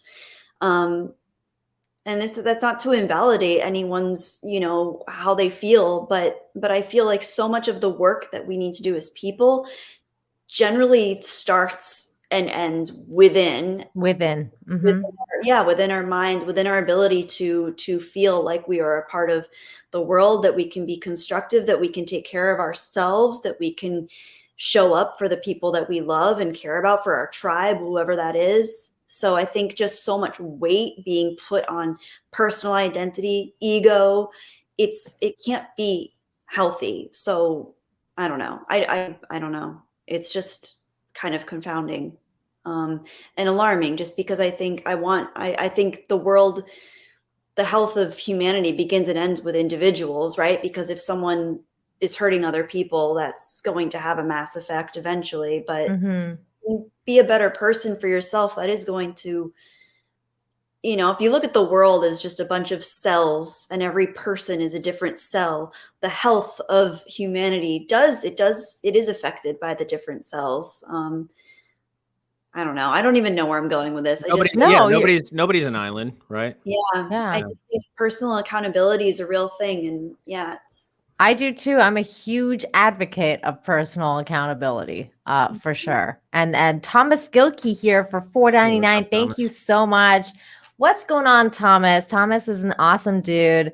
Says, hi there. Much love to you all. Keep being yourself. Thank you, Thomas. And everybody check out Thomas's channel. He's trying to get monetized. So doing some live streams, doing some long hour live streams. Definitely check in on Thomas and his channel. And London Fog 66, that NFL ad looking lonely. Oh, what happened with that? So I found it, but then I had to X out of everything because my computer froze. It was like freezing. Oh, is that what happened? Yeah, but I think there is something to be said. I think Kelly, brought up some really good points. Even the idea like just putting so much weight on, on the idea of identity or one thing. But I also think like self-rejection is bad for, again, this is more so like my personal belief, but I think like whatever form that takes, and sure, you think that it's going to be better by adopting this new, basically changing, right? Because it's like, I don't believe that I'm this or I'm that. And so I think on one hand, people definitely see it as a positive. Well, it's like, oh, okay, well, get that surgery or get whatever it is and become the person that you believe you should be. But I still think like no matter where you go, there you are. And no matter the gender that you change or the race that you change, like you are going, I mean, I just think that ultimately you're going to find out that you are still you, and that some of this is, I think people try to escape themselves. Yeah. And that is like, in some cases, like the ultimate escape, but you kind of come to find out that really isn't an impossible thing. And perhaps that there are other issues that you're struggling with. Right. And especially if there's like trauma in the past, I suppose it makes sense why somebody would want to like clean slate, try to leave everything behind. Like, and I wouldn't doubt that in a lot of these cases where this idea to go through like such a drastic transformation, might be rooted in like, I just want to escape me, my past, and everything that I've been. And I think that this is going to be the promised land when, again, I just think in a lot of cases, wherever you go, there you are, and you are still you. Like, yeah. So it's not, I mean, obviously I hope for anybody and everybody that they do, find the happiness and they do, get there. But again, I just happen to think that, I could be wrong. Who knows? No, I agree with you about the everywhere you go, there you are, because that's what happens when you don't work. Like the work on the self is so important, and people who don't really take that seriously, it always comes back. Those lessons that you kind of avoid all your life somehow always come back. Like it's like a cyclical thing too, and it just and the universe always presents you, I think, with like the same lesson, different scenario. So like even if you quote unquote failed the last one, you'll get another chance, because then because it just keeps coming and rotating until you pass that lesson, and then something else will be presented to you and stuff like that. So, but I believe like that's why I really believe in the self work, and I believe in that so wholeheartedly, and that I believe in human connection and all that stuff. So that's why I loved you guys talking about all that philosophy stuff. That's what brought me to your channels, was the whole talk about. I mean, we could form a cult right here, like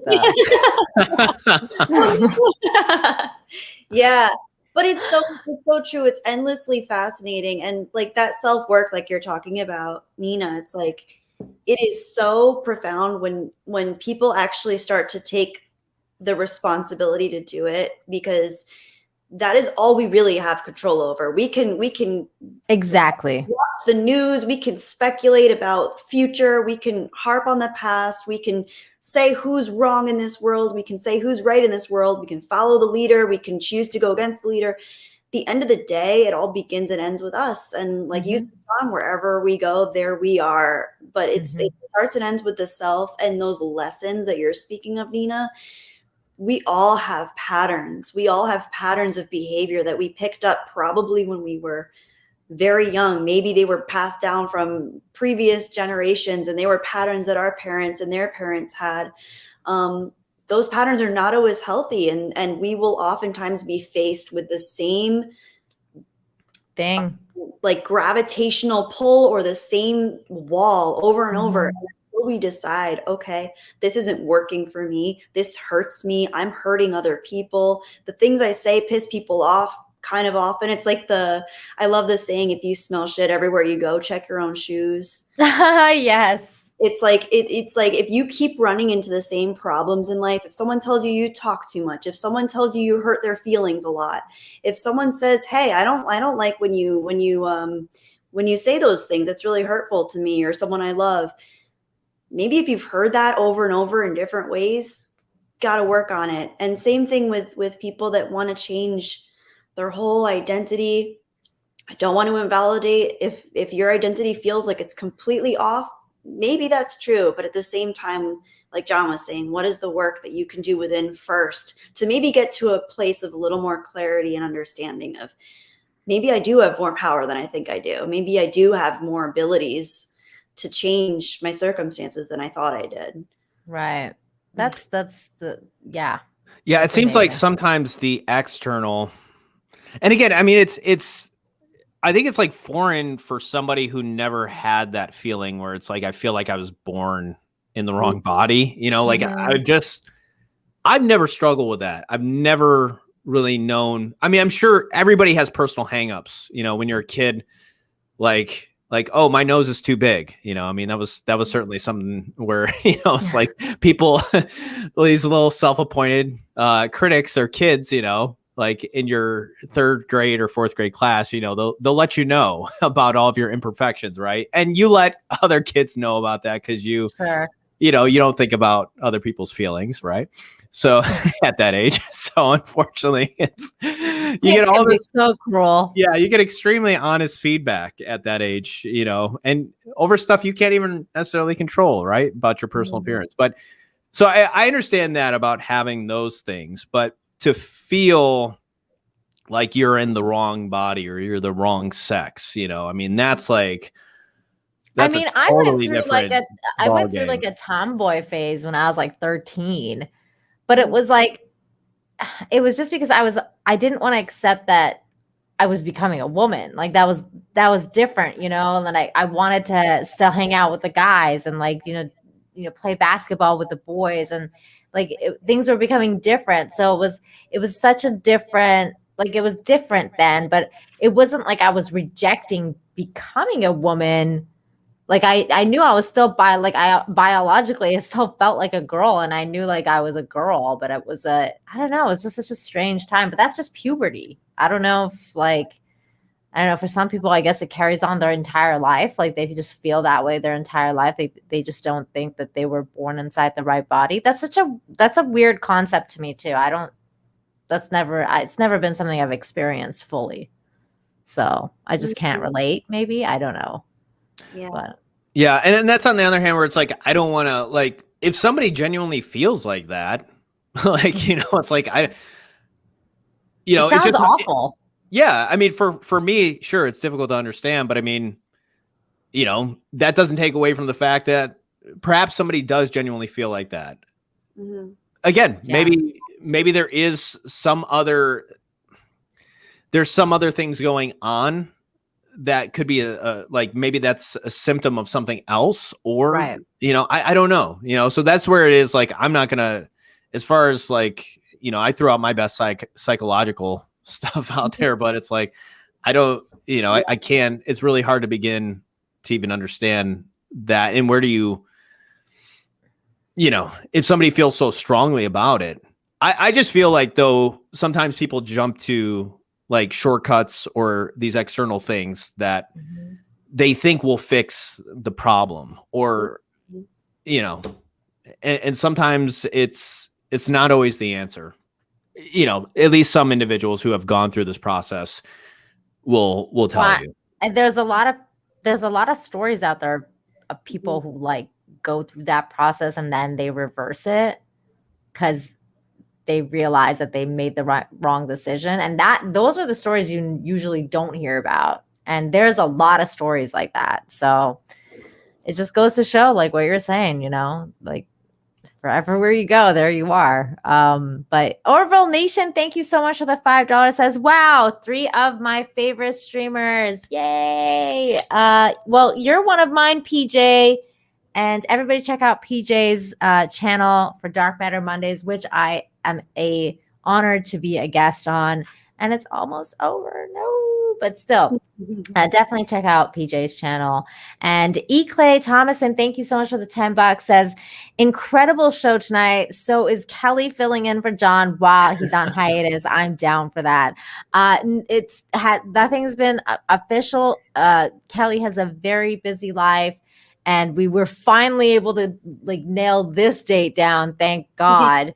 But she has an open invitation to the channel. So whenever she wants to hop on, she can email me. And she's like, dude, anytime, Kelly. Thank you, Nina. This has been so much fun. I'm so happy to be doing I mean, I can't believe I've kept you for 3 hours. I feel so bad. If that happens, they're going to be begging for me never to come back. No, you're coming back. Infinite Talk is happening again. I like this vibe. We're gonna have to do a reunion, and we'll call it the cult reunion special. For the 3 of us when Infinite Talk picks up again in the fall. We gotta have something like NXIVM. It's gotta be a little. It's gotta have a catchy phrase. The cult. It's a little too upfront. People know what something good. Yeah. We're gonna have to think of something good. Maybe the chat can help us come up with our cult name. Yeah, we won't ask for your money right away though. Speak for yourself. Melissa Lord for $2. Thank you so much. It says, no matter what you do, someone will have a problem with it. Just be yourself. Oh, it's true. Nobody.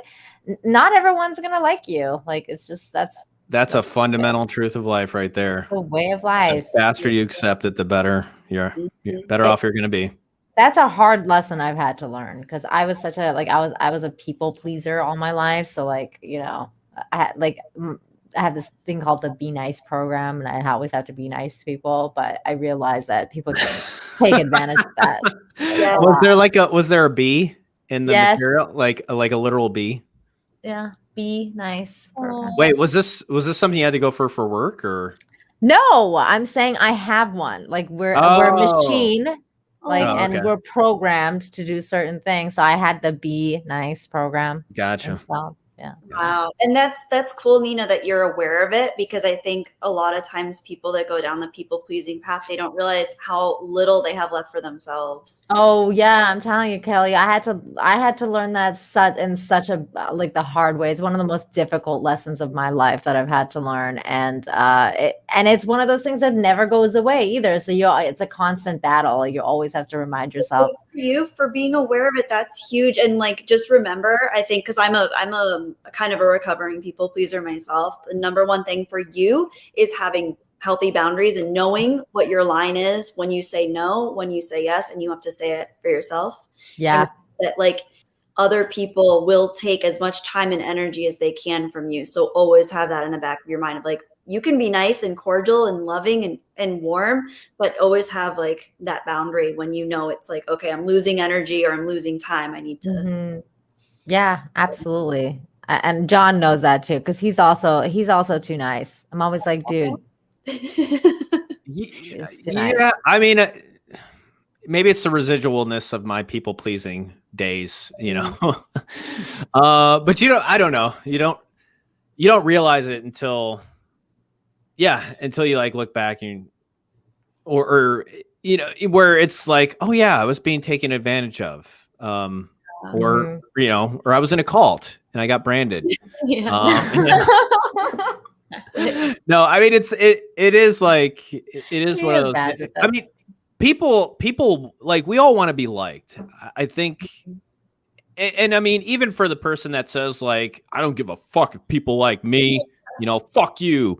Those people usually care the most. Yeah, I mean, I don't know if they care the most, but I mean, I think people generally, no matter who you are, there's a part of you that does. You want to be liked by other people, and it's part of human nature, and so, you know, it's like, but you know, the person with the bumper sticker. I think my friend had this bumper sticker on the back of his car. I don't give a fuck what you think, but you wanted to let the other people around you know. So it's like, you know, if you really didn't care what people thought, you wouldn't. Why would you put that? Yeah. But you know, we care what people think. We do, and it affects us. And there's nothing weak or wrong about that. It's just a fact of human nature. Now, again, what can you do to kind of like limit how much you care?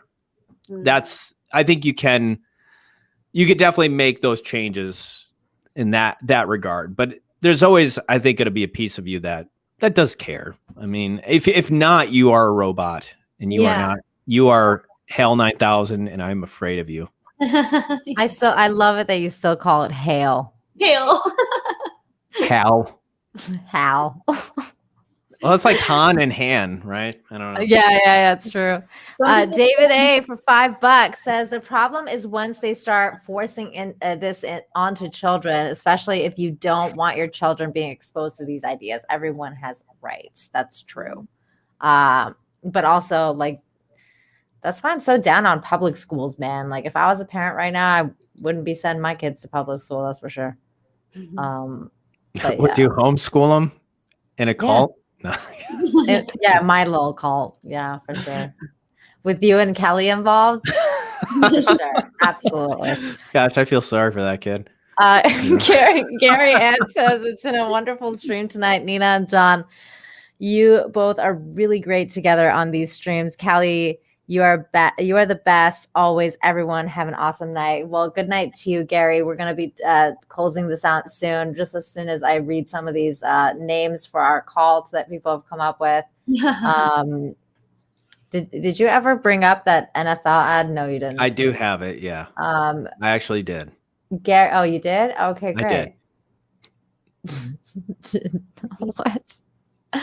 I don't. Okay. What? Where is that? Oh, I thought you were going to read the. Okay. Infinite Bunny Talk. Infinite Bunny Talk.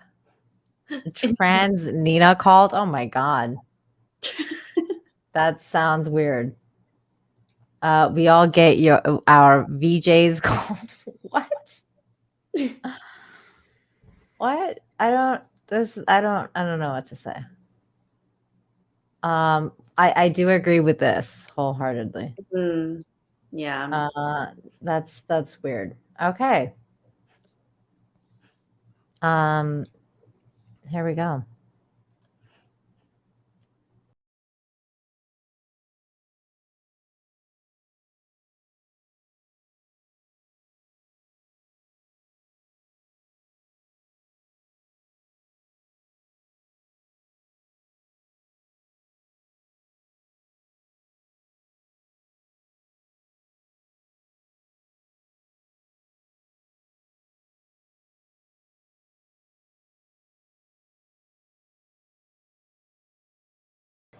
I'm sorry, but I had to start laughing with the whole football is gay. That was, that was so funny.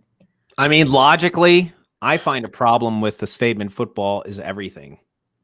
Because football is not everything, and everything is not football. That's definitely true. I mean, but yeah, I don't know. The ad just is like, I think it's trying to be, in some ways, it's just trying to be too much. Like, it's trying to be everything to everybody, right? Football is definitely an American thing, though, because nobody else plays football the way you guys do. Everybody else calls football something different. It's I would say soccer in your country. Yeah, I don't know if I would say football is beautiful. For some people, football is life. I could see that being in the ad. For women who like football is transgender. No, it is not. It's just not. You guys don't have any transgender footballers? No. Some guy literally like last week came out as gay. He's like the first NFL gay guy. Oh, that's true. He's the Trevor. first dude that came out. That's true. But to say football is gay, I mean, I don't know. He's just one. Football's so gay because it's like this ad. I don't know. It's like, no, I don't think this is a good idea because I think like look at this here. It's like 6.9 thousand dislikes to 1.3.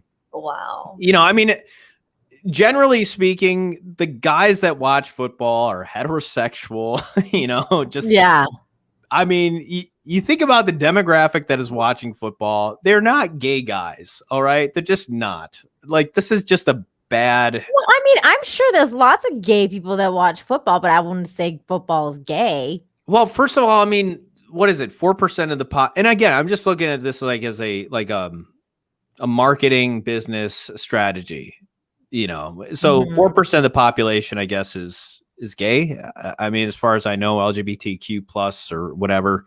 Is that how low it is? I didn't know that. I think it's like only 3 or 4%. So, right there, it's like, okay, it's really a small portion of the population. Now, of course, there's a lot of people that are supportive of it, but again, a lot of the guys that I think about when that watch football, I mean, that demographic, like, this is just, they're not going to really dig this message.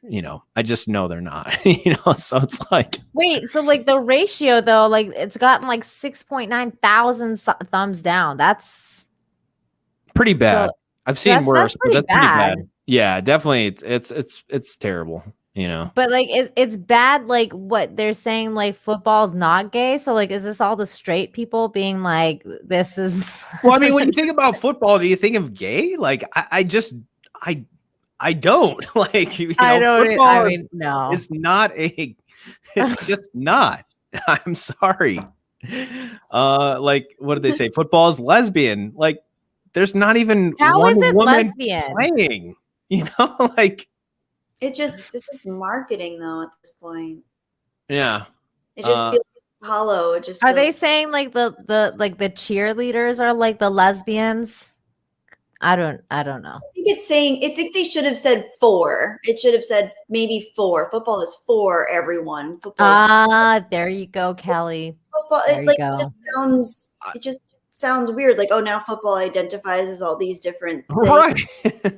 No, Kelly, you're 100% right. If they say football is for everyone, I think that sounds way better. Times better. Same as like you should have hired NFL. You should have hired Kelly. You should have hired Kelly because really that would, like, if you want to be you want to kind of like meet both sides, right? Or just everybody. Like that just sounds better. Yeah, like NFL or like football is for gay people. Football is for lesbian people. I think football is for everyone sums it up. I don't think you have to. You know what, John? I don't think so. Because you have to specify nowadays what you mean by everyone. But to say football itself is this or that or anything, like we're lucky we didn't get into skin color over here. Like, football is for Black people and white people and Chinese people and whatever, Asians, Persians, maybe. We don't really like Middle Easterns. Never mind. See, here's where they say football is for everyone. But yeah, I think if they just left it at this, they should have used the 4 for everything. Well, they could have showed different demographics of people, like everybody, every walk of life, and then end it with this. And because then everybody's included, right? Yeah. I think personally, I think that the Army commercial was way worse than this, but that's just me. That was pretty bad. But anyways, it's been 3 hours and 15 minutes. I really didn't mean to keep you this long, Kelly. It just happened because we were having so much fun. But I again love tonight. Thank you so much for hanging out with us. Please tell everybody where they can find you. You can find me on YouTube. I'm not really active on any social media other than YouTube. So that is the best place to find me. And my channel is called Jedi Bunny. Yay. And Jedi Bunny's link is in the description down below. And John, my friend, tell everybody where they can find you. You can find me on John Talks. And yeah, we're talking. Well, we're not really talking anymore. I'm just making silly political videos. So if you want to watch them, probably about 85% of them have something to do with Joe Biden. I'm just running with this thing as long as. Hey, run with it, man. Yeah. Did you watch Trump's speech the other day, by the way? I did. Yeah, I did. I was thinking about doing a video on it. You haven't done it yet. Yeah, but it was good. It's very Trump-esque. Like it was very Trump-esque, wasn't it? Everything he does, though, is it's next level. Yeah, but no, I thought it was good. It's going to be interesting if we get a rematch here of Biden versus Trump. We'll see where things are at. I still think DeSantis is going to run, but I don't know. Maybe they're going to team up. Maybe it's going to be like Trump and mini Trump. Yeah, Trump and mini Trump for sure. But here I'm putting Jedi Bunny's channel in the chat. If you guys have not subscribed, yes, please do that. And subscribe. Also, John's channels are in the description down below. So make sure you check that out. Again, this is the season finale of Infinite Talk. We will be back in the fall. In the meantime, not this coming up week, but the next week, I will be starting a new show, and it'll be fun. It'll be a great show. It'll be great. Be the best. Be the best. Yeah, and by the way, I have been reading a lot of the comments here in the live stream, and you guys rock. I love you all. This isn't goodbye. This is just we're just taking a little break, and we'll be back. And I'll be doing I'll probably do a few live streams next month. I'll try not to be a stranger. But yeah, We'll be back. It's yeah, we will be back. Don't worry, everybody. This is not a break up. It's just a break. It's just It's a pivot. It's a hiatus. Yeah, it's just a hiatus. We'll be back. I don't have We'll be back. What? Do you want to do your cowbell before we leave? Oh yeah, might as well. People like that. Oh wait, put on your glasses first. We gotta get a stream, or we gotta get a picture here. Somebody clip this, because we're just so cool.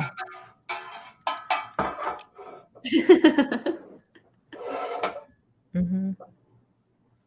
Yeah, baby. Yeah. All right. Hopefully somebody clip that. Yeah.